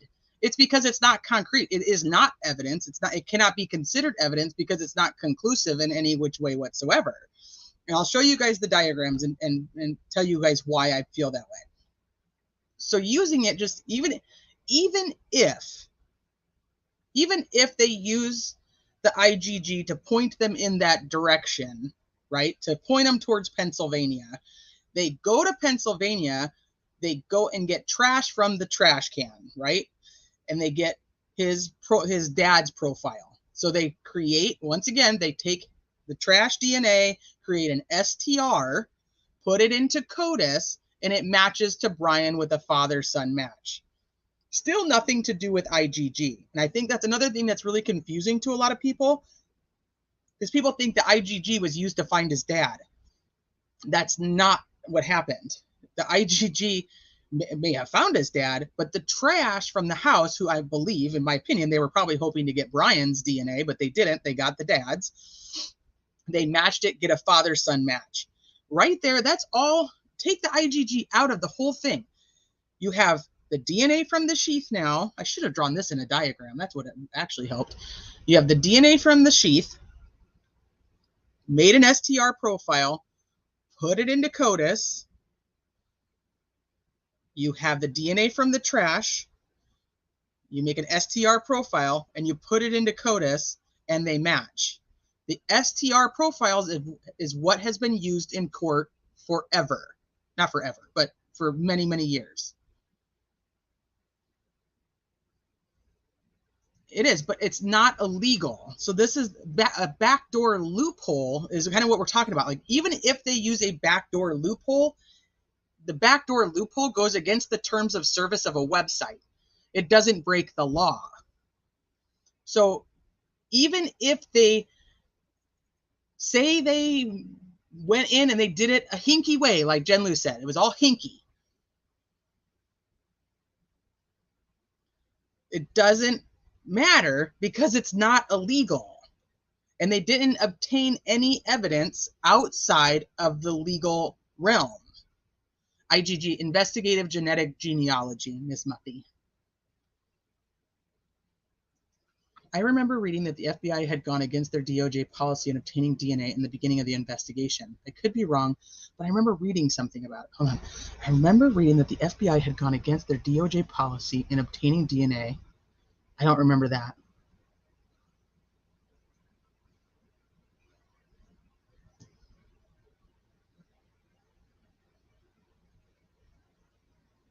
I don't remember that. That doesn't mean I didn't miss it. Totally agree with you. I think AT and others are trying to make a name for themselves by banning IGG, which will help all future criminals and hurt victims. So my opinion, I think that Ann Taylor is doing what she can to try to get the stays to happen, because if the reason they got a stay to begin with, so he has a certain amount of time that he has to go to trial, right? We're on the speedy trial clock. That's counting down right now. He's got what, 6-7 weeks left, if even at this point, to go to trial. The judge gave them a stay because they didn't have all the documents from the grand jury, and they knew that they were going to have to review all the documents from the grand jury. So my thought process is Ann Taylor is asking for these types of things, regardless of what they're actually going to use of it, because it's not. And one of the other attorney, and I don't remember her name, not Ann Taylor, but his other female attorney, she was like, they're asking like what we need it for, and it's like none of their business, basically. I was like, well, it's kind of the judge's business, because what they're trying to do, in my opinion, is to push the judge to give them another stay so they don't have to waive the right to a speedy trial. What they do get to do is push off the trial for another 30, 40 days, whatever they're looking for at that time. Okay, hold on, let me see. We're speaking of transfer DNA, and by its very nature, without other evidence of Koberger's presence at the scene or of the victim's DNA in his environment, it's not enough to convict. We're speaking of touch DNA. So it is a single source touch DNA. So transfer DNA would be different, and touch DNA and transfer DNA, although very, I don't know how to say this correctly, on the lower side of what kind of DNA you definitely want, it is not bad DNA, if that makes sense. Is it enough to convict? So I think that people want to look at it, and this is, once again, this is my opinion. You guys are all welcome to your opinions. I am totally okay with you guys, whatever opinion you have. You can think that he's innocent. You can think that he's guilty. You can think that we need to wait until court. You can think there's reasonable doubt. I'm totally fine. I don't care. You can have whatever opinion you want. I'm just speaking about my opinions. So, and I don't force anybody to ever agree with them. So my opinion is, in this circumstance, hold on, did I lose it? Oh, okay. So there's direct evidence and there's circumstantial evidence. Direct evidence is an eyewitness, and we all know how reliable eyewitnesses are. But people seem to want, they're like, this whole case is circumstantial, it should be thrown out. Well, circumstantial is actually, most of the time, your better evidence. It just takes longer to get through. Most evidence is actually circumstantial. So if I have a videotape of somebody, like if Brian Koberger's on video, unaliving these 4 students, that's direct evidence. If you have him driving around the neighborhood, that's still direct evidence, but it also leans towards more like possibly circumstantial, because you don't have him actually at the scene. Does that make sense? So DNA, anything, fingerprints, anything forensically, all of those things are considered circumstantial evidence. The circumstantial evidence, what you have to do is, and this is why good prosecutors tell a story when they actually have a trial. A good prosecutor tells you from the beginning to the end and shows you how every piece fits together. So circumstantial evidence is a piece. The direct evidence is like, oh, there's the picture of the puzzle that I'm supposed to make. That's direct evidence, right? Circumstantial is, oh, here's the 1,000 pieces that I have to put together to make this pretty picture over here to make it look like it's direct. Now, circumstantial evidence, here's my puzzle piece of, here he is driving around all morning. Okay, who cares? The guy says his alibi is he's driving around, not a big deal. Okay, well, now here's my evidence of that his trash, that his dad's trash matched the DNA to the sheath. Well, the sheath could have been planted, so on and so forth. All those little circumstantial things, the prosecutor has to be the one that goes in and tells the story about how all of those match up, and they tell a story of how he actually committed the crime.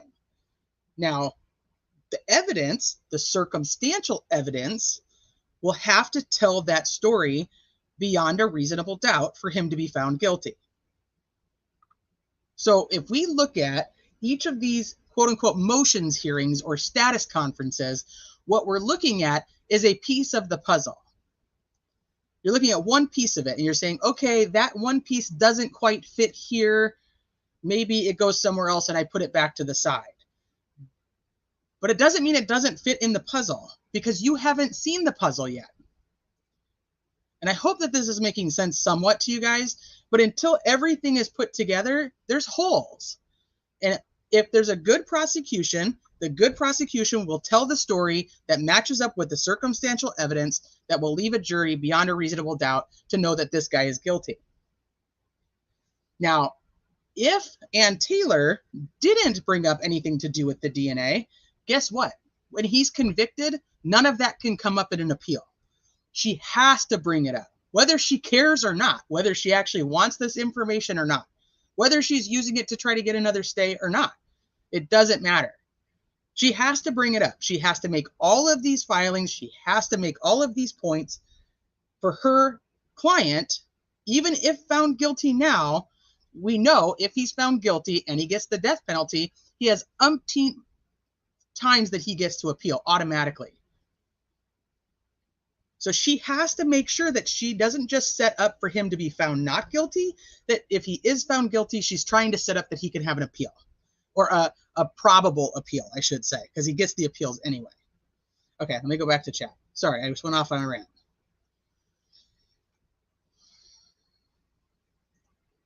I read numerous places on the internet that Bryan Kohberger is innocent and is being unfairly prosecuted. Since it's on the internet, it has to be true, right? Yes, Squeak Wheel, absolutely not. Touch is like skin cells, like on or under the button snap of the sheath, right? And it's single source. That's another big thing. It's a single source DNA. So that would mean that if it wasn't his sheath, which when did he touch it would be a whole nother thing, but not to say that you can't try to create some reasonable doubt around it. You can, but that's when the prosecution is going to have to come in with all their puzzle pieces that build around how nobody tried to set him up with it. But we don't know any of that yet. It amazes me how many people think he's being framed. I missed what Jen Lou said. Hold on. I read something about the FBI is basically the ones who are holding out. Not for sure exactly what, but for some reason, I am pretty sure it's going to fall back on the FBI. Okay, so the investigative genetic genealogy was done in the lab. They create the strand, and then they send the SNP SNP to the FBI, who create the family tree. Now, the FBI is Federal Bureau of Investigations. They have to uphold federal laws. They do not have to turn over evidence to the prosecution based on the prosecution wanting it or even the state ordering it. They're immune to that, basically. Now, that doesn't say that they don't turn it over or that they wouldn't turn it over, but the FBI has the information. If the FBI does not want to turn it over, they don't have to. And the defense is just going to have to go, oh, well, I guess we're just not going to get that. There's nothing they can do about it. The prosecution cannot force the FBI to turn it over, especially within 5 weeks when we go to trial. Okay, let me see.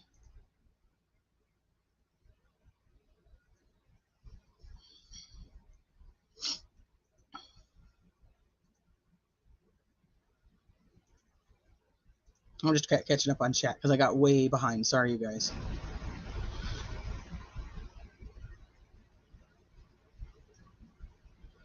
Well, I think that the bigger issue is that I don't know anybody that I've heard actually saying that they don't think that he touched it. I think a lot of people that I've heard talking about it are saying that somebody else took it from him and gave it to somebody, or, gave it or put it at the crime scene with gloves and they didn't touch it, kind of thing. Oh, there's like pro Reddit, like pro Bryan Kohberger Reddits. There's Facebook groups like Save Brian, but that's with every case. There's always that. If I was accused and I didn't do it, for one, I would prove that sheath is not mine, or if it is, how it could have gotten there. Well, yeah, but the guy's like, I have no idea. I don't know how it got there. Hey, TNT. Touch DNA still requires the proper protocols on chain of custody testing and verification. Not sure it's been provided to defense since prosecution has avoided naming lab's second lab used. Well, they did give it to the defense because the touch DNA requires the proper protocols, which was done in the Idaho State lab. They say it in the hearing. I can go back and verify what lab they say, but they did. It is what they created and tested is the STR profile. They created that profile and put it into CODIS. That's all done. The STR profile is what matches to the dad. And then when they arrest Brian and they get his cheek swab, the STR profile is what matches to Brian Kohberger. What the defense wants is the SNP profile, which they're not entitled to yet. Let me see.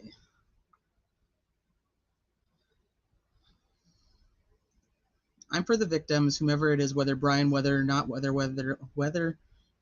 Brian and others. I want all the cards on the table, no matter how ugly it is, put to rest. Yeah.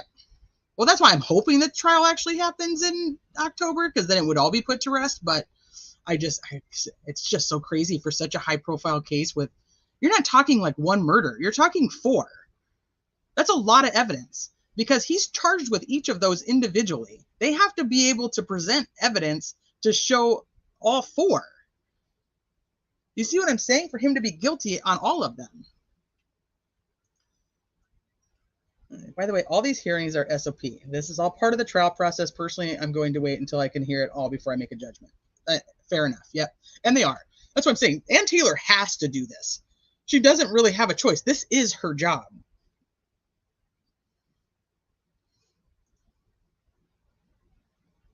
There has to be reasonable doubt just because there is other unidentified DNA. Now, a lot of people would think this, but that's not necessarily true. The only thing that you could try to garner reasonable doubt in that aspect, in my opinion, is if he had an accomplice. But that doesn't, if he has an accomplice, it doesn't lessen his responsibility. Because if you're building, you start here, right? Here's my beginning, and then here's my end. All of those things from beginning to end still go to Brian. Now, if I find something off on the side and I branch that and it goes to somebody else, right? It ends somewhere. There's a stop to it. And a lot of people keep saying that they didn't do anything with these other 3 profiles. And I just want to make it very clear that Thompson said something that really caught my attention. He said that we were told they were not eligible to be put into CODIS. He never said that he was told they weren't put into CODIS.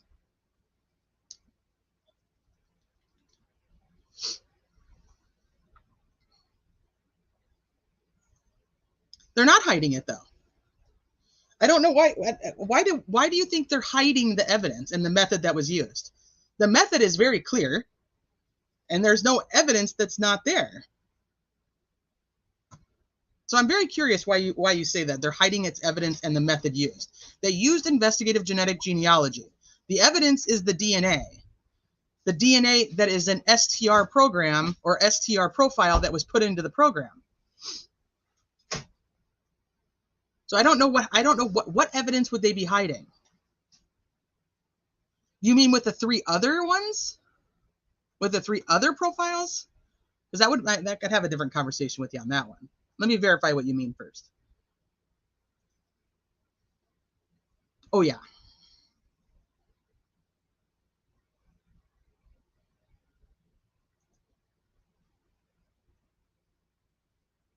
Okay. Yeah, see, I'm just behind on chat. Sorry, Iris. 3 unknown male DNA sources found says a lot, especially when prosecution says it's not relevant.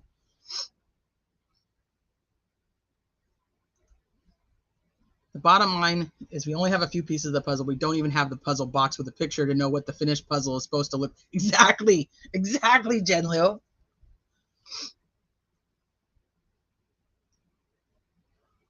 right, I'm going to try to catch up here real quick. So I'm just kind of skimming. Yeah, doing weird shit. Like, yeah, Mr. Innocent just is overly cautious about putting his trash into his parents' neighbors and wearing gloves the entire time.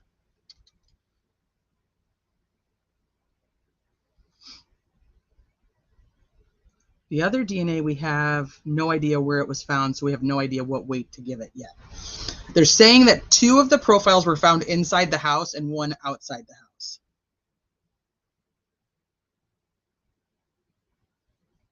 Okay, never mind. Iris already answered that.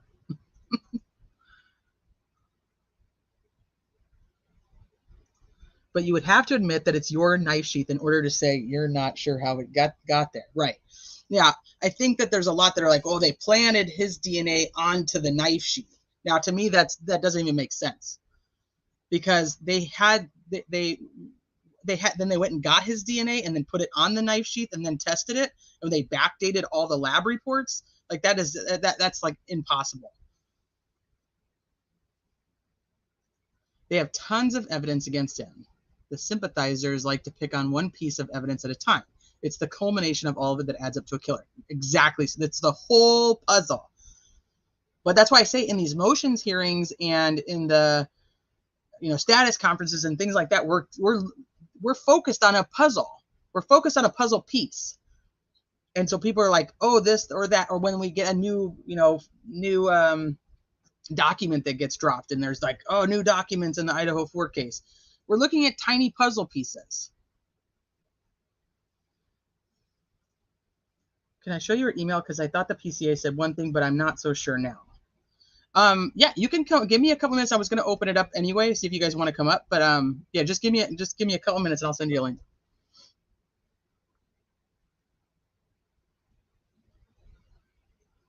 Three unidentified male sources. So that's what Ann Taylor puts in her request for supplemental discoveries. She puts in there that there was 3 unidentified male sources. Okay, so this is a great question, because this actually goes back to the whole privacy part of things. So let's, and CeCe Moore actually says this on one of her interviews too. Think about the fact that if it was to get out, what who those people were that took the DNA test and matched to Brian. And Brian's found not guilty, or he's let off on a technicality, and now he's free. And now he knows the name of the person who matched to him and put law enforcement in his direction. Not to say he would do anything, but not to say that he wouldn't, or anybody who's in that situation. So this is, whatever this judge decides is going to set a lot of precedent. Every other case that has had to do with this type of thing, and where defense attorneys have tried to get the information from the prosecution, the judge goes with the prosecution. They're essentially saying that the people who are giving their DNA are informants, and for their safety, they don't need to come forward, because it could very well be unsafe for them to do so. So putting that out there, and I think that one of the prosecutors said it really well during the hearing on Friday. He was like, if it goes to the FBI has it right now. If it's given to my whole team, that means the whole prosecutor office has it. And then if the prosecution has it, they have to give it over to the defense as part of discovery. Now the whole defense team has it. And there's a chance that Brian Koberger has it. More people are going to, or I should say less people are going to opt into wanting to help law enforcement when they know, like, hey, my DNA possibly put this person in prison, and now they're getting out and they know who I am.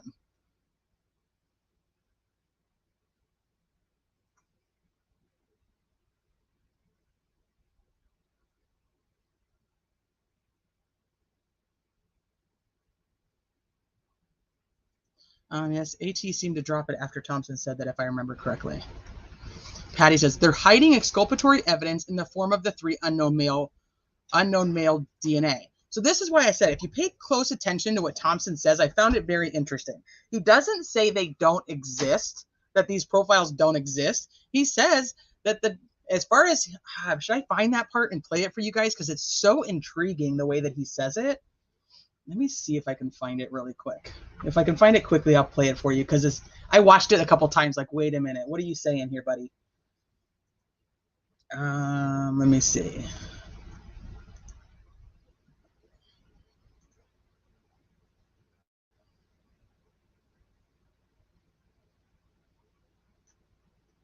Let me see if I have it in my history.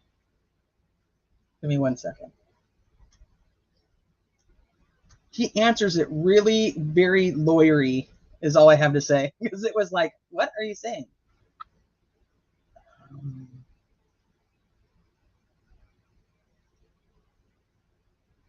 don't know if I can find it quick enough.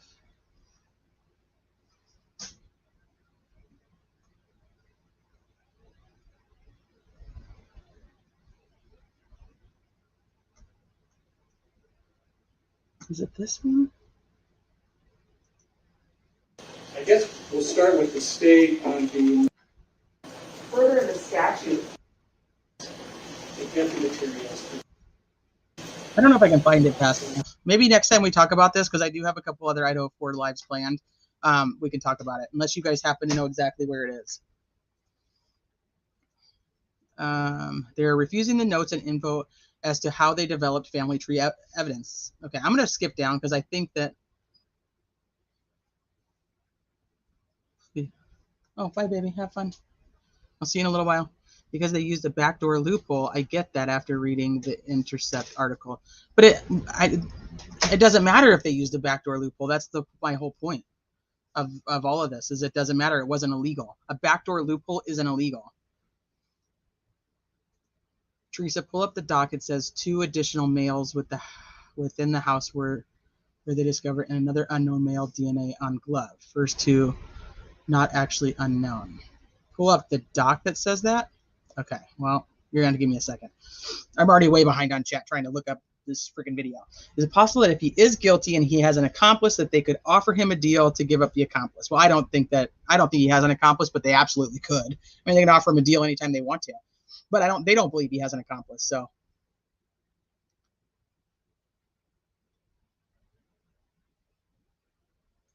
It's obvious they've done some processing in order to identify the DNA as a male. So where is it? That's the STR profile. I'm wondering if maybe you weren't here at the beginning of this. So they took the STR profile in the crime lab, and that is what they're using to match to his dad, and that is what they're using to match to him himself. That has nothing to do with the IgG. And that's what the prosecutor's trying to point out, is everything that they're using in court and used to arrest him and used to get all the search warrants and used to write the probable cause affidavit, all of those things are based on the STR profile that was done in the crime lab of law enforcement.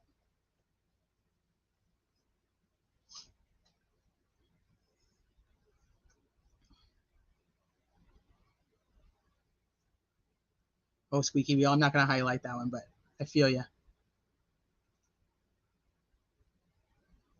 Ellie got the right answer to a problem, but don't care to say how. Just curious why they don't want to tell the entire process. Because that's the answer to the problem is not, they did not receive the answer to the problem based on the IgG. That's the assumption, but they got the answer to the problem with the DNA from the sheath matching the DNA from the trash, matching Brian himself. Crime sleuth and okay.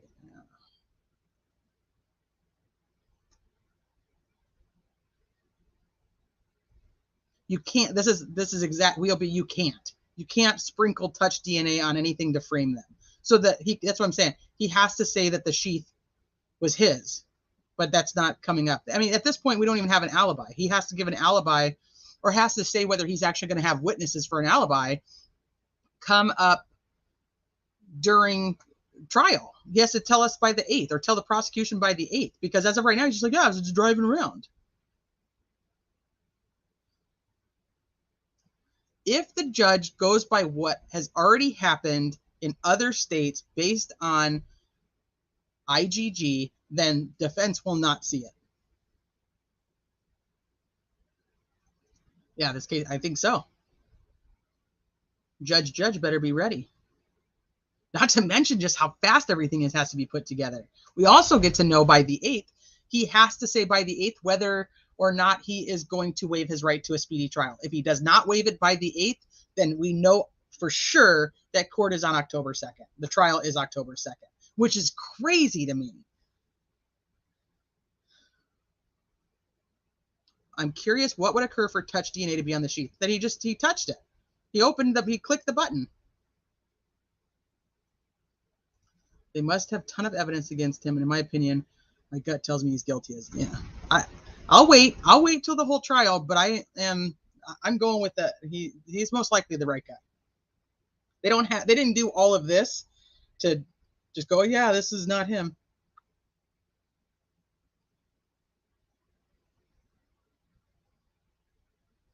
I don't know that they didn't. God, I really wish I could find that. But bye, Richie. I really want to. I'm gonna have to find that clip because I really want you guys to see it. Just email me. Thank you, Crime Sleuth. That'll probably be much easier.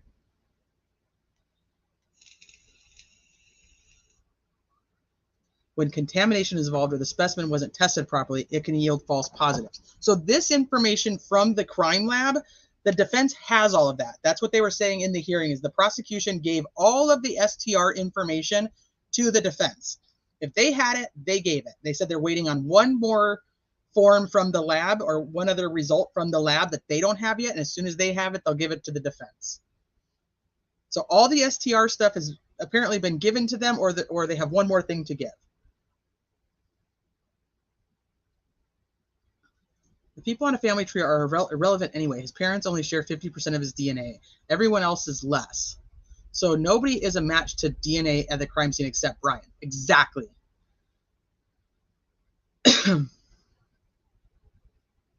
Oh, no, I'm not forgetting that at all. What I'm saying is that they have that, though.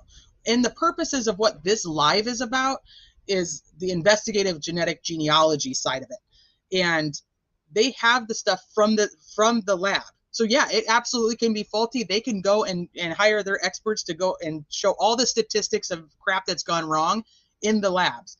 But my point of it is that the Idaho crime lab is who was in charge of the STR profile. That didn't go to a second lab. The STR profile is one profile they created in the lab and put it into CODIS. They did not take the STR profile and give it to somebody else. I hope that makes sense to people. Because I feel like I don't know. And the defense can go ahead and fight that being a lab error all they want to.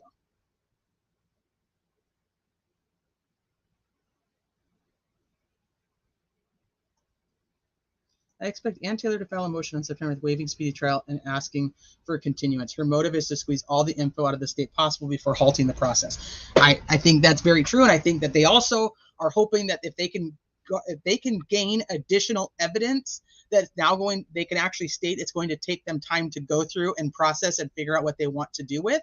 That also would allow the judge to give them another stay where they don't even have to waive a speedy trial. There's a couple facets. I don't think there's one or the other. I think that she's keeping her options open. I think she's a very good attorney. Withholding information will also get this trial thrown out on a technicality. AT is no dummy. The state has to be way smarter than to play games with her. But the information she's asking for in the aspect of the IGG is not within her right at this time to have. Now, if we're talking about those 3 unknown profiles, that I'm going to have to do more research. I don't feel like I can speak as educated as I would like to because I haven't looked into that as much. I was trying to research for the IGG part of this live. So that's what I'm saying. We can have that conversation. Absolutely.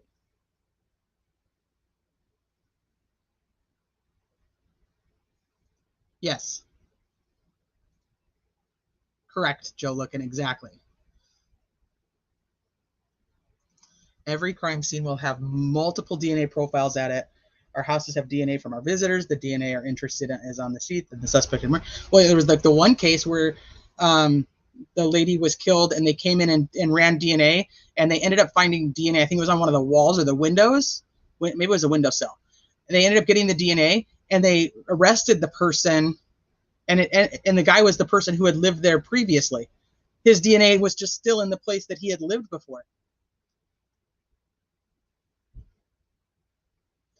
The prosecution has some last-minute evidence, or this is the biggest bluff ever. Or they believe they can really put these puzzle pieces together where there's not going to be any doubt. I used to think that they had a lot more evidence than I think that they do now. I'm not secure on the fact that I think they have a lot more evidence to bring out. I think they have some, but I don't know if it's going to be a lot. You haven't seen any lab reports. That's the essence of the problem. For a judge to say there has to be trust is ridiculous. Innocence isn't concluded by trust, but proof respectively. And I assume that you're probably still talking about the 3 unknowns because we know they have the other stuff. How far behind am I?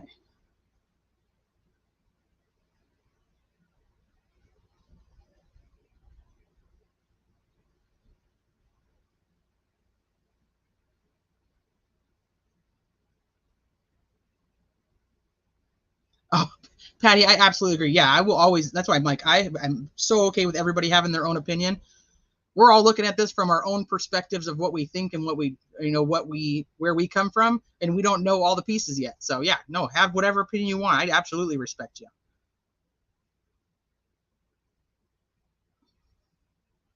Yes, that's a great way to say what I said. That took me a lot longer. I did find the state claimed FBI did the genealogy. Yes, the state claimed they did the genealogy, but the lab, the outside lab, did the SNP profile. Different than the STR profile. I feel like I missed your comment above that would actually make sense of why we're talking about that, but I don't. I'm sorry. Let's face it. There's a ton we don't know yet, and they're going to nail his ass to the wall, in my opinion. I hope so. I hope so. Okay, here. You know what? Let me check my email really quick for what Crime Sleuthin was sending me. And I was going to show you guys some more stuff on the genealogy side, but then we kind of got over to the hearing side. So let me check my Gmail real quick.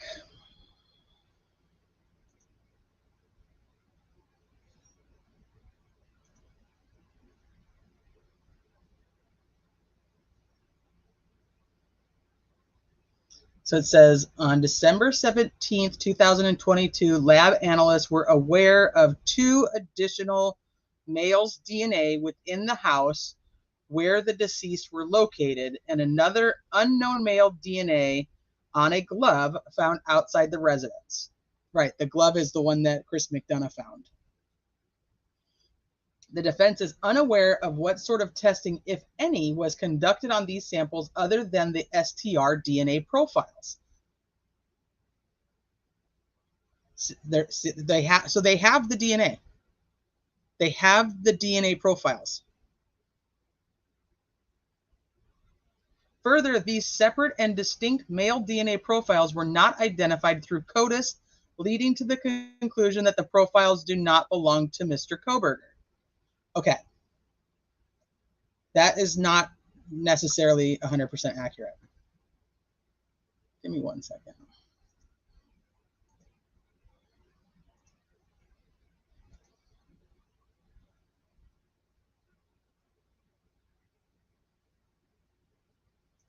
Here, I'm going to drop this. If you guys want to come up and talk about your thoughts on this, I would be happy to have you. Like I said, I don't care what your opinion is. I just expect that you're respectful to each other. That's all I ever care about.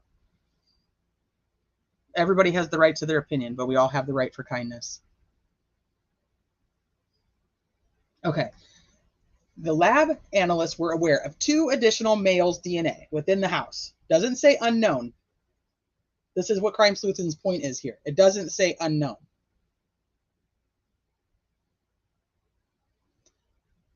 But the third one says another unknown male DNA on a glove found outside the residence on November 20th, 2022. To this date, the defense is unaware of what sort of testing, if any, was conducted on these samples other than the STR DNA profile. So if you go back to the beginning of this, when we talked about what does law enforcement use to test DNA? What do they use?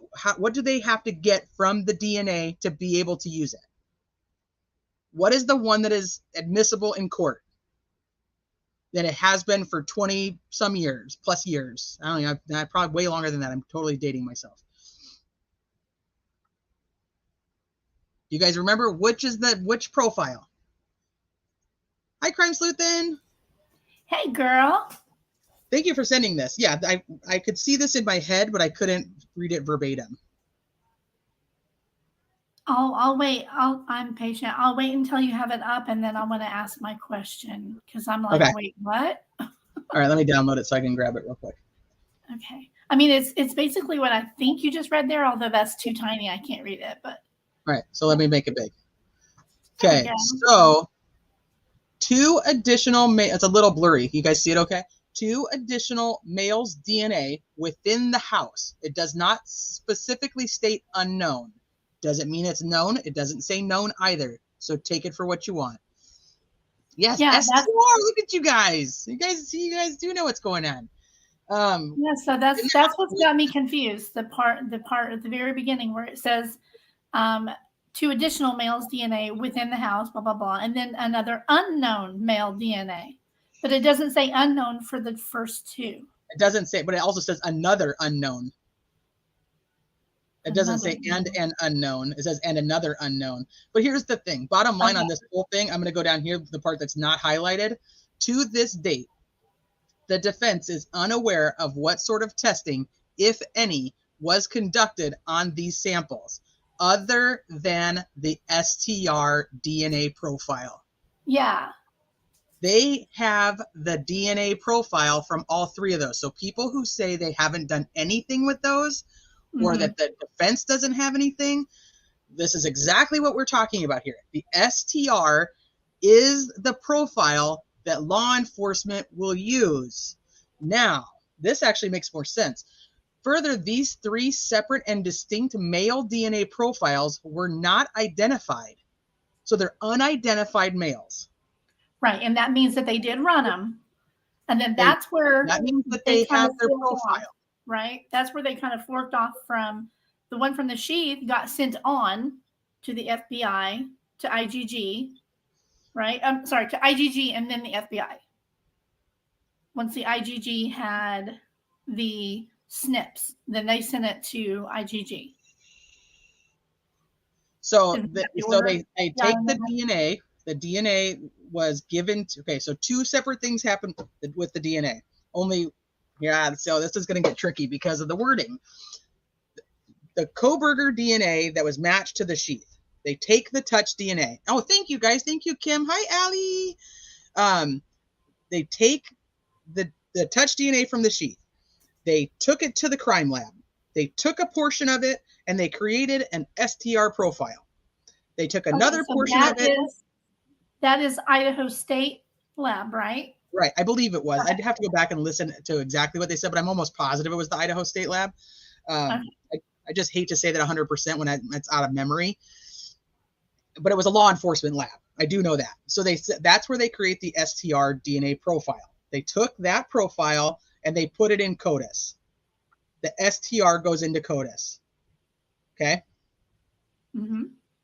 Now, they took another chunk of that DNA, the touch DNA, and they sent it to the lab, a third-party lab, who created an SNP DNA profile, and then that lab sent that profile to the FBI, who created a family tree.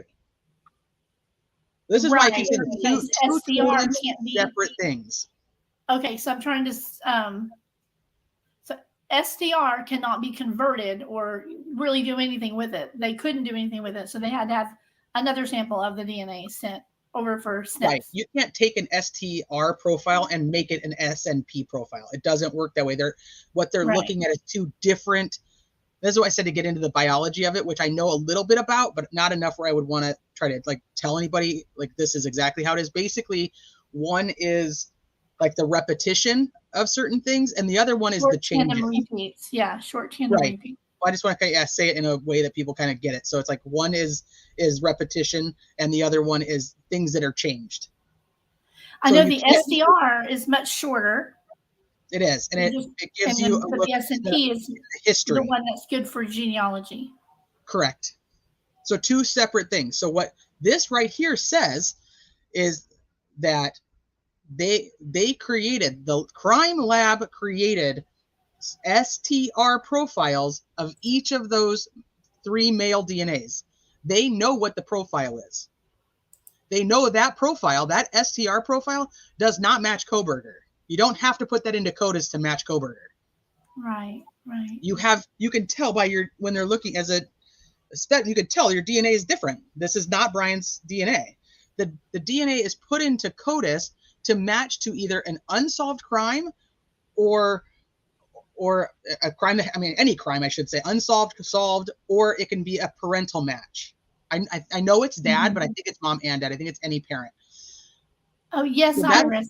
She's talking about ISP right now. After ISP was done, then they moved on to the private lab.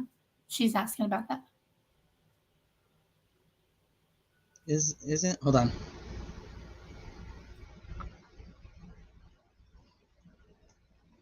The ISP lab is their own lab. It's not independent. Right.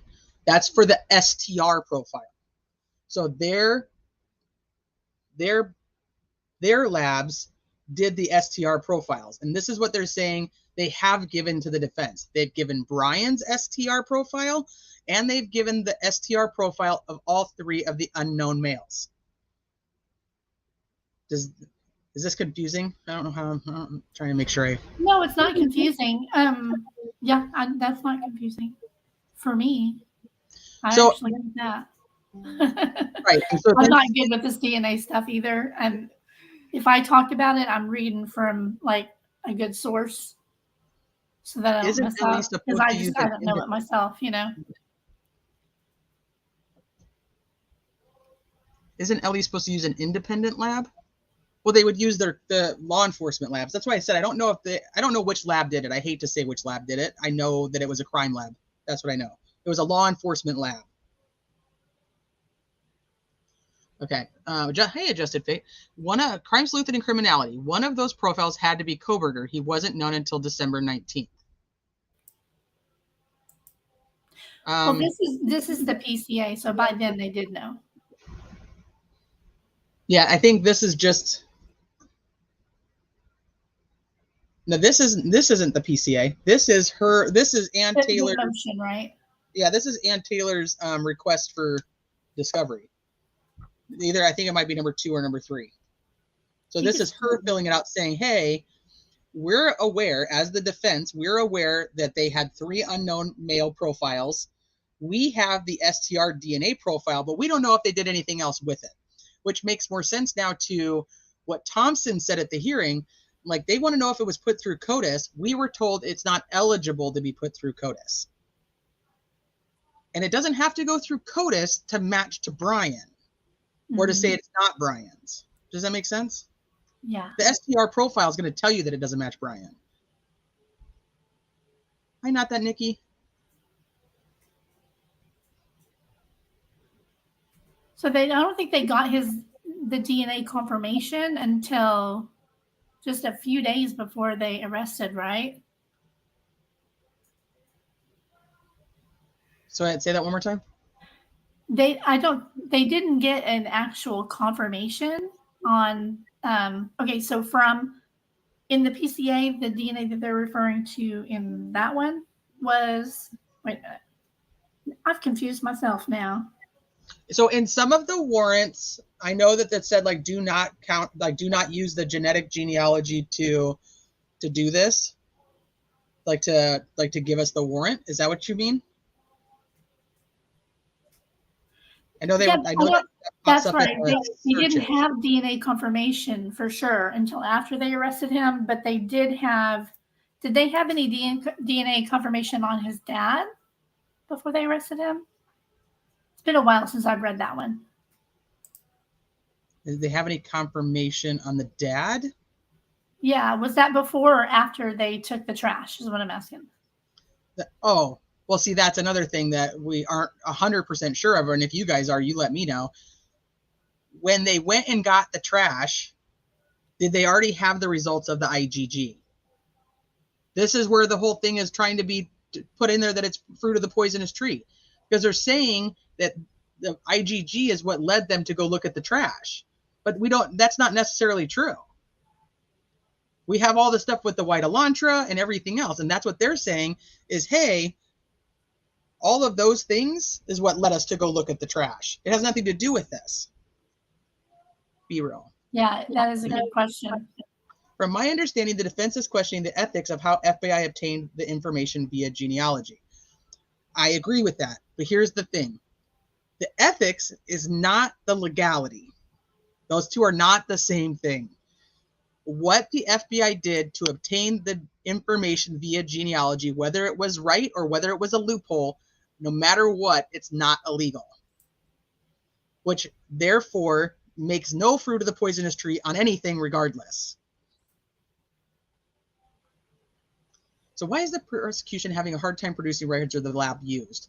The prosecution doesn't, from my understanding, they have talked about the lab they used to create the STR profile. What's been kind of like stumbled around is the lab that was used to create the SNP profile. Iris, tell me if that's right or wrong. Tell me if they that's the private lab, right? That private, yeah, the private lab, I think it's in Texas. I think they used a Texas lab. The lab director accreditation licensing certification matters too. Seems like the prosecutor's having a hard time producing that to all requested under defense third supplemental discovery request. But that is about the IGG.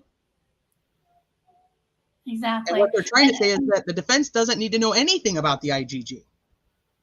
Yeah, they're saying it doesn't matter. They're not going to use it at court anyway. So Adjusted Fate has a really good question, and I have the same question, like what actually qualifies a sample to be entered into CODIS? What makes it ineligible, like Mr. Thompson was saying? I really want to find that clip. Yeah, that would be a really good thing to dig into.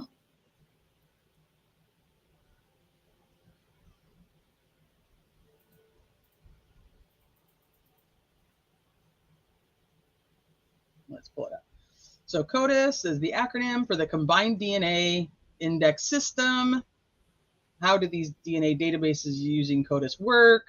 What happens after there is a hit in the database? How do laboratories count CODIS hits? Do they track it? Why do laboratories only send out the hit notifications to law enforcement? I'm trying to figure out where the actual country. Okay, let me see if I can find that clip really quick. Alrighty. Because I think that listening to him say it is important. It might be right here. Right now, I think we have trying to put in 1,000 potential jurors. Does anybody know what time it was on the clock of the courtroom when this happens? Okay, so who was it that was testifying? I believe Nobody was testifying. It was after, I believe. Yeah, so that's the third-party lab for the IGG. That's why it's not coming out. The lab that tested for the STR is known. Thank you. And Judge, since filing of our motion, It was close to the end before he did the ruling. He did one ruling and then he did scheduling. It was right before that. He's now stated that his alibi is he was out driving around that night. Okay, that's the alibi one. Before that, right? Yeah. I love how the judge himself used air quotes when he said alibi. Oh, really? Yes. Hold on. I don't know whose channel this is, but MB Inc., thank you for letting me use your channel because you're the only one who actually consistently put up all of them. So I'll drop this channel's link because every other one was like all over the place. I think it might be in here. Hold on. I think it might be part 2. Okay. I'll just talk to chat for a second. Tiffany, I agree. I really want to know exactly where the DNA was located inside the house. Excuse me. Like if it was super close to the victims, that's going to matter. But if it was far away from them, it's really not going to matter. I'm done. I just want to say that while I was waiting for you. Oh, wait. No, no, you're good. I'm trying to figure out. Okay, wait. I think it might be the other one because it is at the end, huh? When they're talking about this is when they're talking about the IGG. That's why I remembered 4. Okay, let me go back. I think it is 5.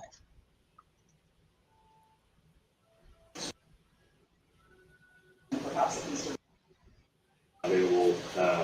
I think we can probably do it. And we are clear that that's the. Yes, sir. Okay. Quick rights, everybody.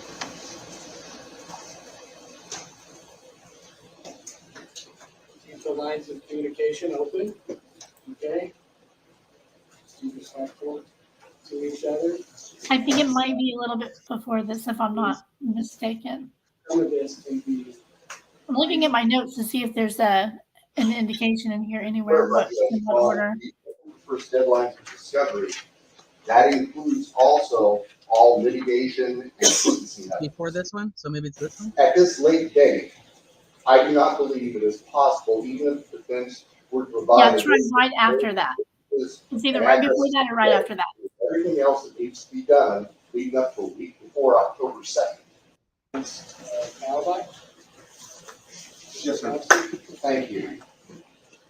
And Judge, since filing of our motion looking at the defense and response, it looks like we've made a little bit of progress. The defendant has at least, Mr. Covert has at least now stated that his alibi is he was out driving around that night. We knew that already. And if that's his alibi, so be it. What the defendant has still failed to do is to comply with Idaho Code 19-519 and Idaho Court Rule 12.1. It specifically requires. I just have one case. So you think it's right before scheduling? Well, he's doing all the scheduling right here. But this is, but Okay, so according to my notes, when I wrote notes, I was okay. Clarification on. So during that period, Was it right after Leah Larkin? Leah Larkin? you know, Because I've got notes on her. somebody said it was at Right scheduling after though. that. Right after that, then I have a note on crime scenes and genetic DNA should not be considered the same. That's where she says you spit in a tube for 23andMe. And then I put a note, defense says it cannot articulate to the judge how the prosecution got to naming him. And then somebody clarified on the defense's motion to compel. It might be either inside her testimony or right after it. It does look like a family tree. And it's anonymized. There are no real. Okay, it's definitely not. It's not this part though, because they go to lunch after. They go to lunch then. So let me check here real quick. You know where it's going to be, where I can find it? Probably closer. Alex Caprariello on Twitter. Oh yeah. I am an investigative Yeah, see, this is just her. and also a woodworker. Yeah, no, it's not in here. Woodworking sounds really interesting. It's got to be in this one. And you said, all right. Tabor, you said he's sitting down during this when he's at the table. Okay, Mr. Watson. September 1st. Basically, the court's got the same amount of time as we do to try to digest all that, plus we have to respond. 2 to 3, not next week. Scheduling. Notices. Then there. Your Honor, we provided to the prosecutor what we could provide to the prosecutor and more. Okay, I'm looking at his tweet, and he was it doesn't say a timestamp, but at 4:49 p.m. is when he said now talking about DNA profiles. Okay, that's right here. August 29th. Is Barlow up there? She should be done. Does that work? She's done. And then we can still do. Okay, so it was right after that, yeah, because this was right after Barlow, and he talks about Thompson brings up the 3 unidentified males. Well, yeah, that may be kind of an overstatement. Motions that we've seen on some of these issues in other jurisdictions are multiple pages that the court can see from the one that's pending. Dozens of pages of attachments of taking us back into ancient history. Realistically, the court's got the same amount of time as we do to try to digest all that, plus we have to respond. I've read every single word. Yes, sir, we've been there. So, can we do it on September 1st? I'd like to clear it out. This is Hey, if I'm this is all still just scheduling. indictment, I mean, I think everybody should know that pretty soon. Also, if I deny it, everybody should know that pretty soon. And I think our concern, Your Honor, is just we're talking about a potentially very lengthy brief being filed sometime next week and then a deadline the following Tuesday. I think that the brief deadline, is potentially more concerning than the hearing date. Okay. So you want a little more time to respond? Well, I think Not they could here. have a deadline and then perhaps at least a week for us to Well, respond. their deadline is August 23rd. 23rd. Yeah. This is all the scheduling now. If we, I'm trying to accommodate Actually, everybody. that's the order in which he did it on his tweets. understand, Your Honor, if Got we it. can have, Barlow. it, then I'll just, And then right after that, I'll respond to it. that was at 4:48. And at 4:49, he said, now they're talking about DNA Respond profiles, by about three August unidentified males, Do my etc. very best, yes. 3rd. Okay. You can't ask. Does that video have a timestamp on it by chance?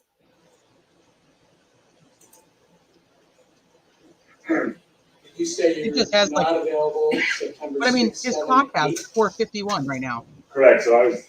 This if we were said, this on was by at, the well, he 30th, tweeted it at 4:48. we'd be hearing 2 days later. That's weird. I don't know where the heck it It is. has to be I'm playing me out, but I'll change. You know, trials are not yet a poker game where players enjoy absolute right to always conceal their cards until played. And that's what's going on here. Right, you don't have to tell the prosecutor if right. And Stay under the statute. I don't think this.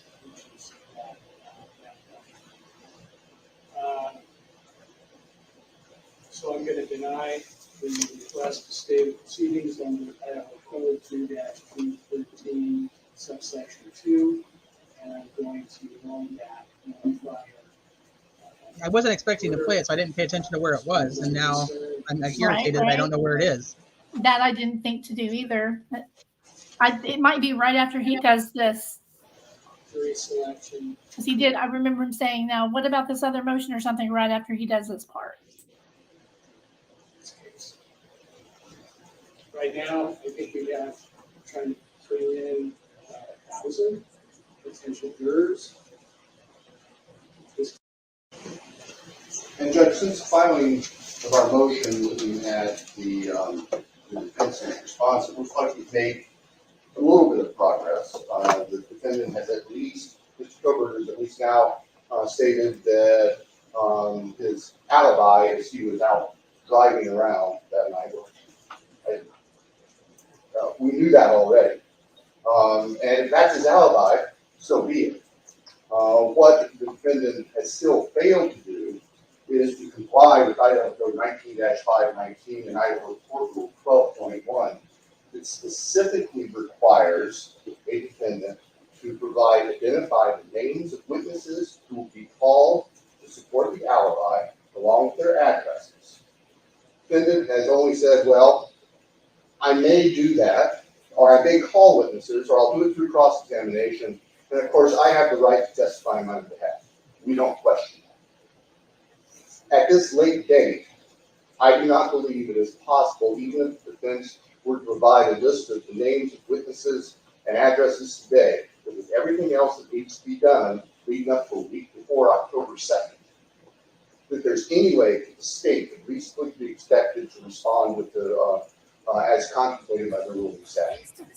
So the state's position at this point is we will accept what the defendant said, that he was driving around, although he should specify where he was driving. If he's not going to call anybody else, if he's not going to offer evidence to anybody other than himself, then that's none of our business. So we're willing to accept that with an order from this court prohibiting the defense from offering third-party evidence, whether by direct or cross-examination, in support of the defendant's claimed alibi. If he wants to testify to that, that's his prerogative. But at this point, it's too late for the defense to comply with the statute and identify specifically people and their addresses who testify. So that's where we stand.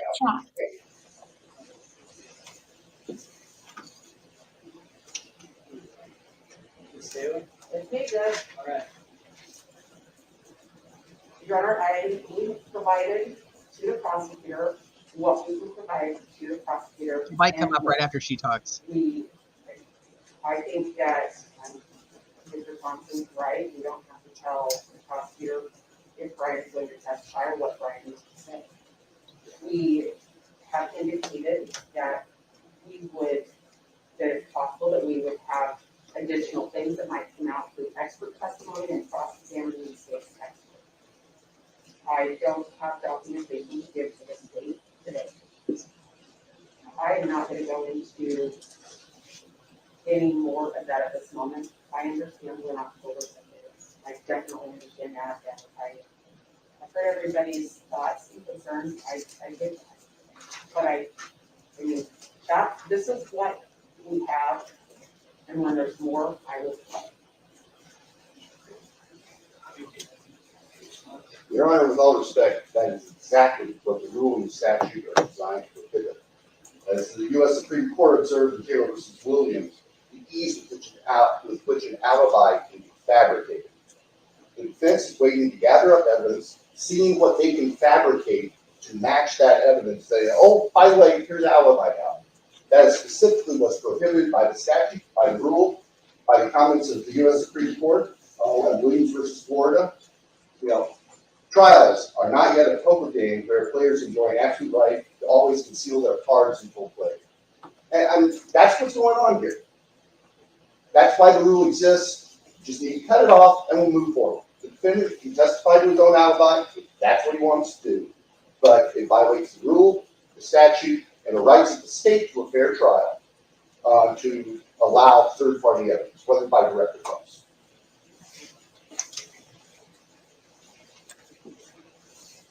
Well, the way I understand this is, and this is in the so-called alibi, not really. See, this is not it. Well, he was out driving during the late Is it at the beginning? night and early morning hours. Hey, did you see what I put in that chat? Now let me look. 2022. So what I'm going to do, because the next motion is for the Go state ahead. of Idaho. I'm going to address this. I didn't do video, just so you know. I just get screenshots. And of Okay, this is Crime Sleuthing's So- video. So let me pause she this. was mainly focusing on DNA profiles. She said that there is missing information in this case, that there are 3 other unidentified male profiles that are missing from the defense's files. So Ms. Barlow said she doesn't know if the profiles were uploaded to the proper genetic database. At this point, Mr. Thompson interjected and said that the 3 unidentified male samples were not qualified to be uploaded to the database. Okay. Then this is the beginning because this is I know where this is now. Okay, cool. 'Cause Yeah, I she's not on the stand, but she is. Shoot. Did I close the other one? Fudge. I knew this was going to be a pain in the ass. Sorry, you guys. It just it says found in the house where the bodies were located. So it could be anywhere. But logic, common sense would tell you they were at least in the rooms where the victims were located, because law enforcement did tell us that the crimes were contained to the bedrooms, to the 2 bedrooms that it happened in.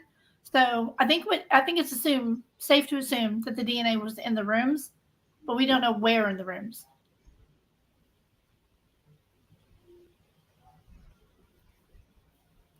To me, if it was, like I said, like on an old book or, something completely untied to the incidents, then I don't think it'd be relevant. But if it's, really close or on the bed or on the end of the bed, like on the headboard or footboard, something like that, then I think it would be completely relevant.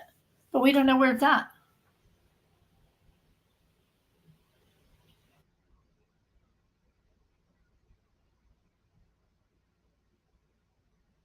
Okay, that's. It's kind of like, I really wish they would have used a comma in there to clarify for sure, because it's just like that old adage, let's eat grandma, or let's eat, comma, grandma. That whole thing is confusing the way they wrote it. Unidentified male Here it is. DNA.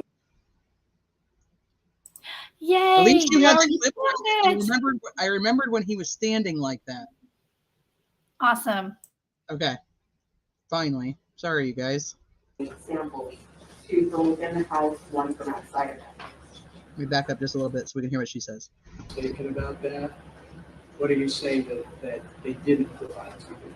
Your Honor, in our third motion to compel, we had a section called standard lab discovery, and that has to do with other DNA profiles found at the scene. They have provided full discovery for the sheep, the DNA found on the night sheep, but not the other 3 unidentified male DNA samples, 2 from within the house, 1 from outside of it. All right, so if I'm understanding your question there, or your assertion that we're talking about 3 potential analysis of DNA that was not provided to you, but that has no connection to Mr. Kobe. Correct. Okay, any response? Your Honor, we didn't realize this was going to be an issue today. We had given the defense everything that we received from the lab. They've asked for DNA workups on other people. To the extent that they don't have them, they weren't done. We can't produce something that doesn't exist. We provide everything. There's 1 outstanding lab. 3 unidentified male DNA samples, 2 from within the house, 1 from outside of it. Okay, so there's 3 unknown male DNA samples that were taken. They created an STR profile in the crime lab, and she has that paperwork. She doesn't know what other testing happened to those profiles. Did they put them into CODIS to see if they match? Did they send that DNA off to a third-party lab and create a family tree? What did they do with those profiles? They created this STR profile, and that lab report was given to her. He says he thinks that there's 1 outstanding, but I don't know if it actually pertains to that. What he says here is they asked for other DNA profiles. They're asking for additional people's DNA. He says, I can't give them that. I don't have it. It doesn't exist. So I'm going to throw out an example. She asked for DNA from Steve Gonsalves. And he's like, we didn't take DNA from Steve Gonsalves, so I can't give her a workup on a profile that doesn't exist. We don't have that. So listen to what they say again real quick. Knowing what you know about the STR stuff now and the SNP stuff and how they're totally different things, she just wants to know what else they did. All right, so if I'm understanding your question there, or your assertion that we're talking about 3 potential analysis of DNA that was not provided to you, but that has no connection to Mr. Kobe. Correct. Okay, any response? Your Honor, we didn't realize this was going to be an issue today. We had given the defense everything that we received from the lab. They've asked for DNA workups on other people. To the extent that they don't have them, they weren't done. We can't produce something that doesn't exist. We provide everything. There's 1 outstanding lab report that relates to the forensic examination by the lab personnel of the crime scene itself. Okay, that relates to the personnel. That's what they're missing. They're missing the analysis of people that were actually at the crime scene, the law enforcement or forensic team. You guys hear that? Well, why is that taking so long? I'm just curious. It's probably the last thing they need because it's not the most important to what they're trying to build a case. They're not building a case against them. So this is basically just, you know what I mean? Like the last of the profiles that need to be sent. I gotcha. That's the only outstanding lab report. Everything else, along all the notes, is what there is, and it's been provided to the defense. And they're hoping that there's something else there. It's not there. Taylor? Well, Your Honor, as part of our third motion to compel, hold on. Both test results analysis are needed to validate each other, meaning the STR and the SNP. No, they're not.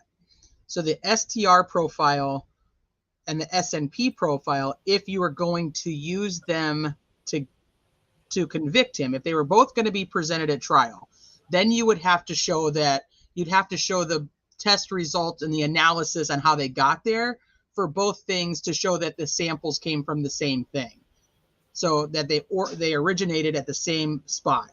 So the STR and the SNP are both chunks of the DNA sample that touch DNA on the sheath. They took one little chunk here and one little chunk here, and they sent them off to two separate things. One is the STR that the crime lab does and puts into CODIS. The other is the SNP, which the third-party lab does and sent to the FBI. So they're from the same DNA, but the results are not the same. And they don't actually go together unless you're going to use them together to put somebody in prison, which they're not going to do. They're two totally separate analysis of the same DNA. Does that make sense? Yes. So I wanted to point out something. Him saying that what they're asking for doesn't exist. It's just like what happened when she, in her discovery, asked for any notes, whatever, involved with the FBI agents who had went in and visited during the autopsies. And it came back and he responded, they didn't take any notes, so there's nothing to hand over.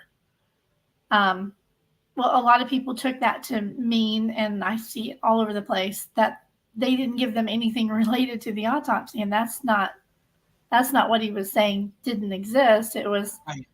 The FBI agents who went in there didn't take notes themselves. Right. Yeah, the FBI, she wants FBI notes. FBI notes don't exist. They were just there to observe and didn't take any notes. Now it's like, Right. wait, there's nothing that happened with the autopsy. Yeah, exactly. Right. And they can ask for whatever they want, right? But if it doesn't exist, it just doesn't exist. Right. Well, that's just she wants to make sure that all of her bases are covered. Exactly. And she's doing a good job at that for sure. Lab personnel at the crime scene itself will be receiving data. That's the only outstanding lab report. Everything else, along with all the notes, is what there is, and it's been provided to the defense. And if they're hoping that there's something else there, it's not there. Taylor? Well, Your Honor, it's part of our third motion to compel. It's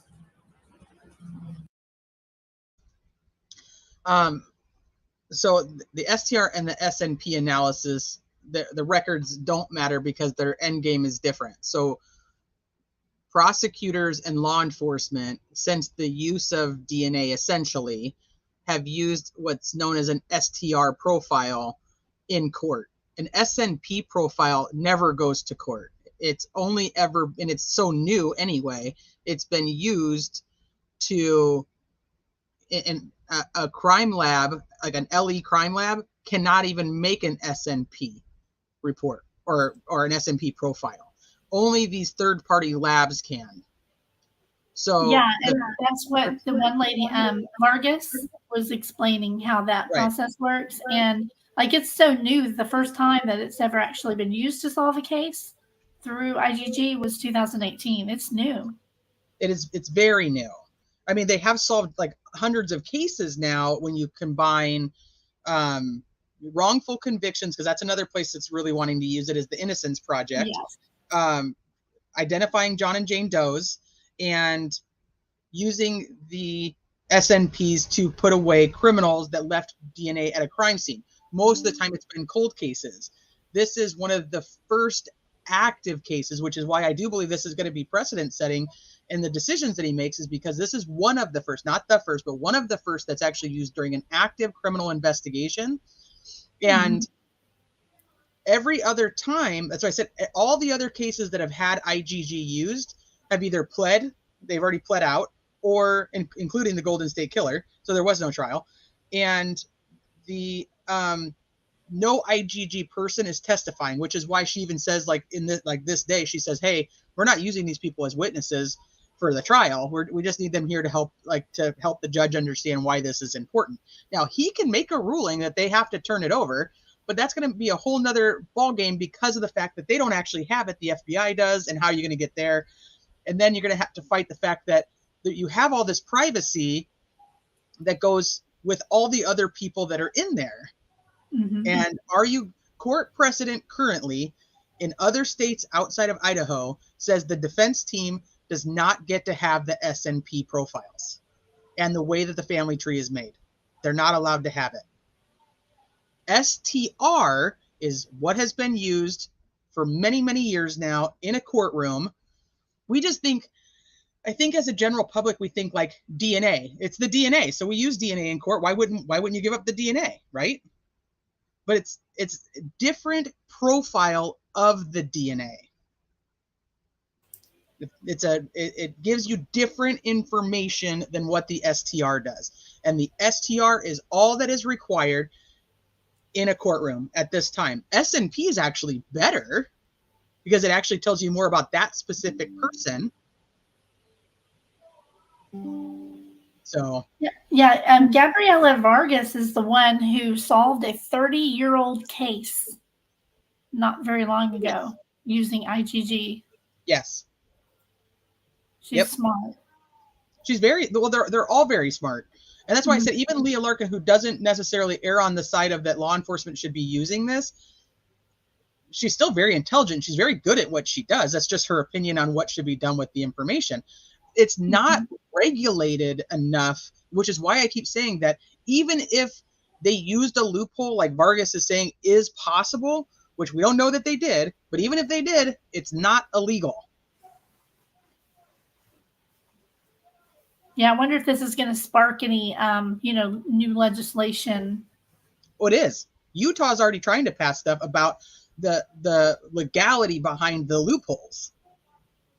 But it's not that this is too new. That's what I'm saying. We're watching DNA come into court for the first time, just a different way. That's a really good way to put it. Excellent. Yeah. But people did not want DNA. People did not like DNA. They thought it was junk science. I mean, it's garbage. Yeah, like when elevators first came out. Did you read an article, read history on elevators? It's so funny if you look back. People were terrified of elevators. That is the whole purpose that they put in the what do they call those? The bellhops, right? Right. The whole purpose was, see, it's safe. I'm in here. You're okay. And it would give them reassurance to get inside the elevator. It's the only reason they were there, to push the button for people so they wouldn't be scared. Gosh, that's why they were there? Yes. That's it. That's a good history lesson. So well, what Pepper's saying here is the complexity of DNA in itself can lose a jury. And in my opinion, if you guys watch like the Casey Anthony trial, it was the quote unquote experts that lost that trial for the prosecution because there was so much happening that people just didn't understand or that they don't care about. So it just kind of fades out. Just kind of like, well, whatever. I don't even know what the hell they were talking about. So it has to, this is why I say like, it has to be kind of dumbed down. And this is why I want to make sure that, and not to say that you guys are dumb, because it has to be dumbed down for me too, because like, that's the stuff with the bugs and all that kind of stuff. It just becomes too much. And you're just like, I don't even understand anymore, especially when you put like expert after expert after expert on the stand. Exactly. I'm the same way. Like I can understand something when it's right in front of me. And then 15 minutes later, I'm like, wait, what did she say? Right. Yeah. And so it's like, yeah, I mean, I wrote a paper on it and I still want to you still have to watch things and refresh and, go through and try to figure it out. At the end of the day, I wanted you guys to be able to walk away knowing that there's a big difference in what they're talking about and that the defense has the things that are required for the courtroom. That's really what it is. I want you to know when somebody talks about an STR, why they're saying this, and when somebody talks about an SNP, why they're saying that. But it's all DNA. It's all that person's DNA. One doesn't make the other, though. I would encourage everybody to go to, it's on Twitter. There's the 48 episode in which Gabriela Vargas is in. He explains all of this very, very well. It takes a lot longer than you, but if people have time, interested in that, go check if out. You're interested in it, yeah. If you're interested, otherwise it just becomes mumbo jumbo. Yeah, there's no standard rules, just the DOJ interim policy on IGG, but that doesn't excuse LE, FBI, and prosecution from following such guidelines.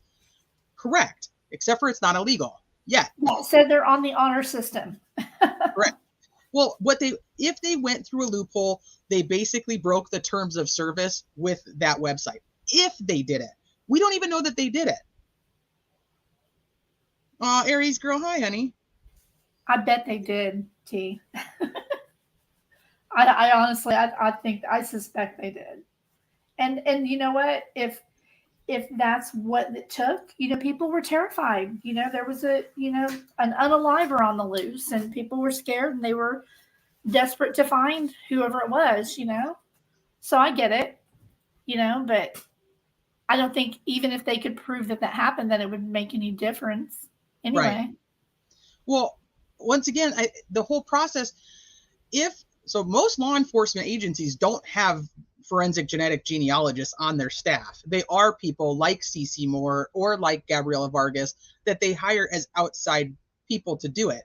So now you're also talking, if they hire an outside genealogist to come in and they're like, okay, hey, we have this SNP profile, we need you to build a tree around it.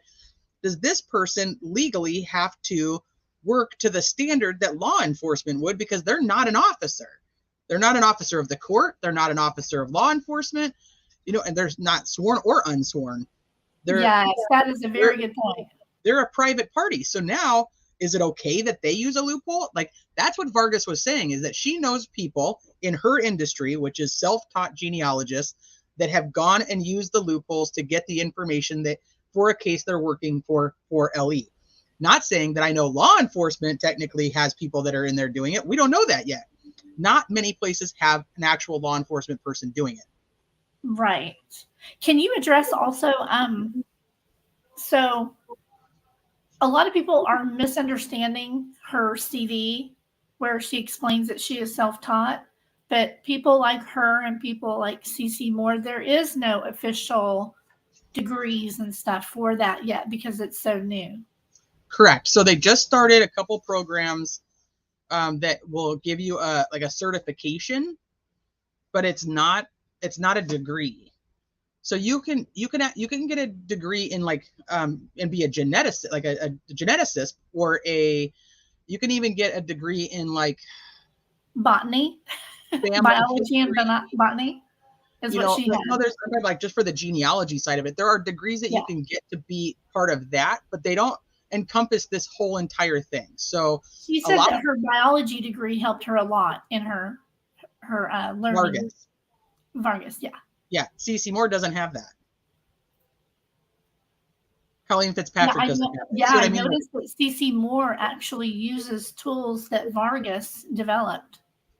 And vice versa. Oh, yeah, okay. Well, and Leah Larkin is actually one of them that created. Let me see if I can pull this up for you guys. I know that you guys have been on here for a while with me, and I don't want to keep you too much longer, but I want to show you guys. So there's something that's called the DNA Painter. This is an older version of it, but it just kind of gives you an idea of what they're looking at when they're talking about the way they measure it. So if I go in here, it shows you you go, okay, I match to this person with this many centimorgans because that's the unit of measurement. And they have a chart that basically says, okay, if I match to this random person for 1,700 centimorgans, that person can only be these certain people in my family. Does that make sense? So that's how they'll narrow it down, because it's that person has to be an uncle, or that person has to be a sibling or a cousin. I think she said cousins are more commonly found than others for some reason. So for this to work, they really need at least a third. Second cousin is great. Third cousin works. I know that some of them that have done this for a long time, they can break it down to 10th and 9th cousins. But you also have first cousins once removed, and so on and so forth. So it makes it a little bit more convoluted. But that's essentially what they're using. So it's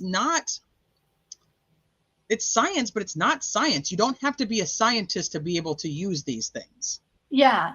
The part that always gets me that I would love to learn more about is how she said that they work up the family tree to find where the branches come together, a common ancestor, and then from those branches, then they come down to find who they're looking for. I think that is so interesting. I'll show you a couple of her cases that she worked, and this is actually one that I had written my report on. I wonder if I still have that. One of the first cases that was used or was solved using forensic genetic genealogy was April Tinsley. And another one was, his name's Talbot, but I want to show you guys what, these are hers because she's the one who solved them. One took a plea deal and one actually went to trial. So this is like a document of hers that she kind of talks about how she broke it down. So it's like she got DNA from a person, which would be this person. She didn't know who it was, an unknown person. And then she matched to these people that are here in red. She matched to all of these people. So she had to build family trees for the people who all matched. And then she built them up to these four families, connected the families, and then was able to figure out that it was one of these three brothers. Yeah, that is really cool. Right. So they had to figure out what brother, though, because that was what we were saying at the beginning of this. The brothers, all being full siblings, share the same family tree. So now what her company, Parabon, has actually been doing is phenotyping, which is a whole nother level that hasn't even gone into court yet. But gosh, can you imagine if IgG is this much? Phenotyping is going to be crazy. So phenotyping is taking that DNA profile now, another chunk of it, and creating what that person most likely looks like. Do they have the genetic markers for brown eyes or blue eyes, brown hair or blonde hair, red hair, whatever it is, and they create what they believe that person most likely looks like. So wait till they start doing that and bringing that into court. That's going to be even crazier than that. People are going to be like, we don't believe any of that. So this is one of her cases. This is, let me see if I can find the other one. Now, I uploaded mine. I did the 23andMe, and then I uploaded it to Ancestry, and I'm thinking about uploading it to the GEDmatch. Because, I mean, I don't care. They can use it. I don't care. So GEDmatch, so Family Tree DNA and GEDmatch is if you want to use for law enforcement, that's where you would upload it. And another huge privacy concern that comes in is like your right to your DNA and to do what you want with your DNA is up to you. But now that you know your DNA is connected to all of these other people, do you have the right to make that decision for your first cousin twice removed? Well, if they unalived 4 people, I'd want them to be caught. I don't disagree with you, but that's part of the ethics and the questioning around this whole entire system is you have the expectation of privacy, which is part of your Fourth Amendment, right? You have that expectation. If you waive your expectation to privacy, you're not only waiving yours, you're waiving your children's, you're waiving your parents, you're waiving your cousins, you're waiving your aunts, you're waiving your uncles. And this is a big deal. So like if I donate my DNA to GEDmatch, I'm waiving it for my grandchildren who aren't even born yet. That is an interesting thought. It's kind of like organ donation. Not as many people would do it if they knew what it entailed, but I still have my thing checked on my driver's license. I don't like it once I found out what all they do, but yeah. So that's what creates the ethical questions on the entirety of all of it. Is it okay? Is it okay to do that? Oh, Iris, thank you. I appreciate you being here. You've kept me on my toes, which I like. For sure. Hi, Iris. I like that. I like to have conversations like this. This is really good. Well, I like to learn and I like to teach. So it's like I want to, if there's questions and I don't know the answer, I want to know the answer. Exactly. That's why I sent that to you, because I was like, wait, was I always reading this wrong? Did it mean something else? I saw it on another chat a couple of days ago, and they were No. saying that it meant that they knew who the first two were. And I was like, but after I don't that, think so, that's what because was in on this, the chat. yeah, in this sentence it says it was concluded on these. Oh, wait, where did it say? So this one says 2 additional and another unknown. So that makes me think these are unknown as well, because this is another unknown. To this date, the defense is unaware of what sort of testing, if any, was conducted on these samples other than the STR profile, which is all they're required to do. So they didn't hide the DNA. The DNA isn't missing. The defense and the prosecution have the DNA profiles for all 3 of those quote unquote unknown people. Now, further, these 3 separate and distinct male DNA profiles were not identified through CODIS. Correct. He says they were not eligible to be uploaded to CODIS. Yeah, that's something I really want to know more about. I really want to know more about that. What makes a DNA eligible or ineligible for IgG? Let's do it. We can do that. Let's do it tomorrow, because we're already on here for 3 hours. Let's do that one. We can do it tomorrow. All right. Let's go through what makes it, what can and what can't be, and why wouldn't these 3 be put into CODIS, and what does it matter if they were or they weren't? I think that would be really interesting to know more about. That would answer a lot of questions as to why the FBI didn't do IgG with it, you know? Right. Well, in my opinion, I can tell you just from evidence that if I have 5 pieces of evidence, right, and I test all 5 pieces of evidence, so I have all the basic profiles of the evidence. Now, one of those 5 over here matches the profile that was on the murder weapons sheath. I'm going to continue down that trail and keep going and see where it takes me until it stops. And if it stops at, oh, hey, suspect number 3 over here actually is friends with suspect number 5, whose DNA is on that sheath, and you see what I mean? Like there's an endpoint, and so that's why that sheath would be there. So they take that investigation until they hit a block. Now, is that investigation only in the DNA? Could be, could not be. This is what I'm saying. I don't think that the 3 unknowns are going to be Jack or Jake, because those are, and we know it's not Enan. We know it's not Enan Harsh. Yeah, or the neighbor who volunteered his because he thought that people were, thinking he did it, and he was like, "I'll go volunteer my DNA." We know that 3 unknown don't match those people, and we know that those 3 DNA don't match Brian. So if we want to say why didn't we go down further, well, we need to know what other things they did with the profiles, and this is what she's trying to figure out. But he's saying that they didn't put them in CODIS; they're not qualified for CODIS. That doesn't. He said he didn't. Hey, see, hold on. Did I close that already? I hope not. Because I don't think he actually said that yet. Did he say it already? That they weren't eligible for CODIS? Still something that we don't. We're on 50. I already forgot what he said. We also don't have the unexpected corrective actions, Hold on. other DNA that was. Yeah, I think it's right about here. 3 potential. Here it is. Analysis. Let's listen to what he says one more time. That was not provided to you, but that has no connection to Mr. Kober. Correct. Any response? Your Honor, we didn't realize this was going to be an issue today. We had given the defense everything that we received from the lab. They've asked for DNA workups on other people.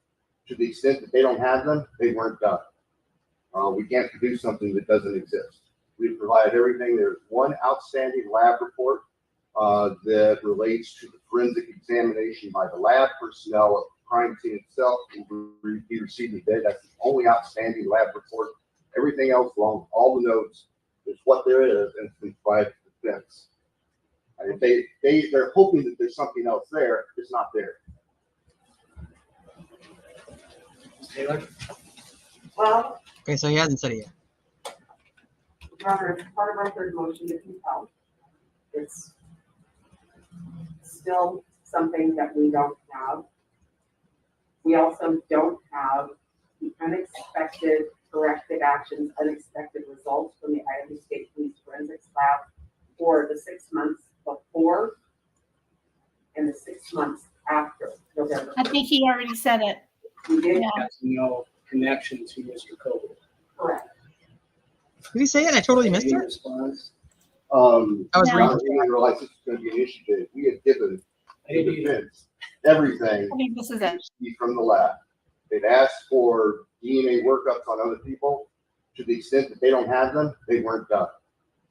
We can't produce something that doesn't exist. We've provided everything. There's one outstanding lab report that relates to the forensic examination by the lab personnel of the crime scene itself. Will be received today. That's the only outstanding lab report. Everything else, along with all the notes, is what there is, and it's been provided to the defense. And if they're hoping that there's something else there, it's not there. He didn't say it yet. Taylor? Well, Your Honor, Like as part of our third motion to compel, it's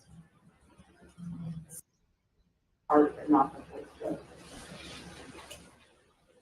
I don't know what exists that we haven't received. We provided all the requests to the lab, and they've assured us that they have provided us with everything that they have within the scope of those requests. I'm not sure what else to say. I mean, we can make a supplemental inquiry to clarify that after we finish in court today. But I'm kind of sitting here saying, Judge, has given me everything we know to exist. Well, that would be wise to check on that, We will. because we don't want this to come back on the eve of trial, Yes, sir. or, 4 years from now at an appeal. Yes, sir. So we want to make sure that we have combed through. I'm hearing the speculations, they think maybe, or they wish something else was there.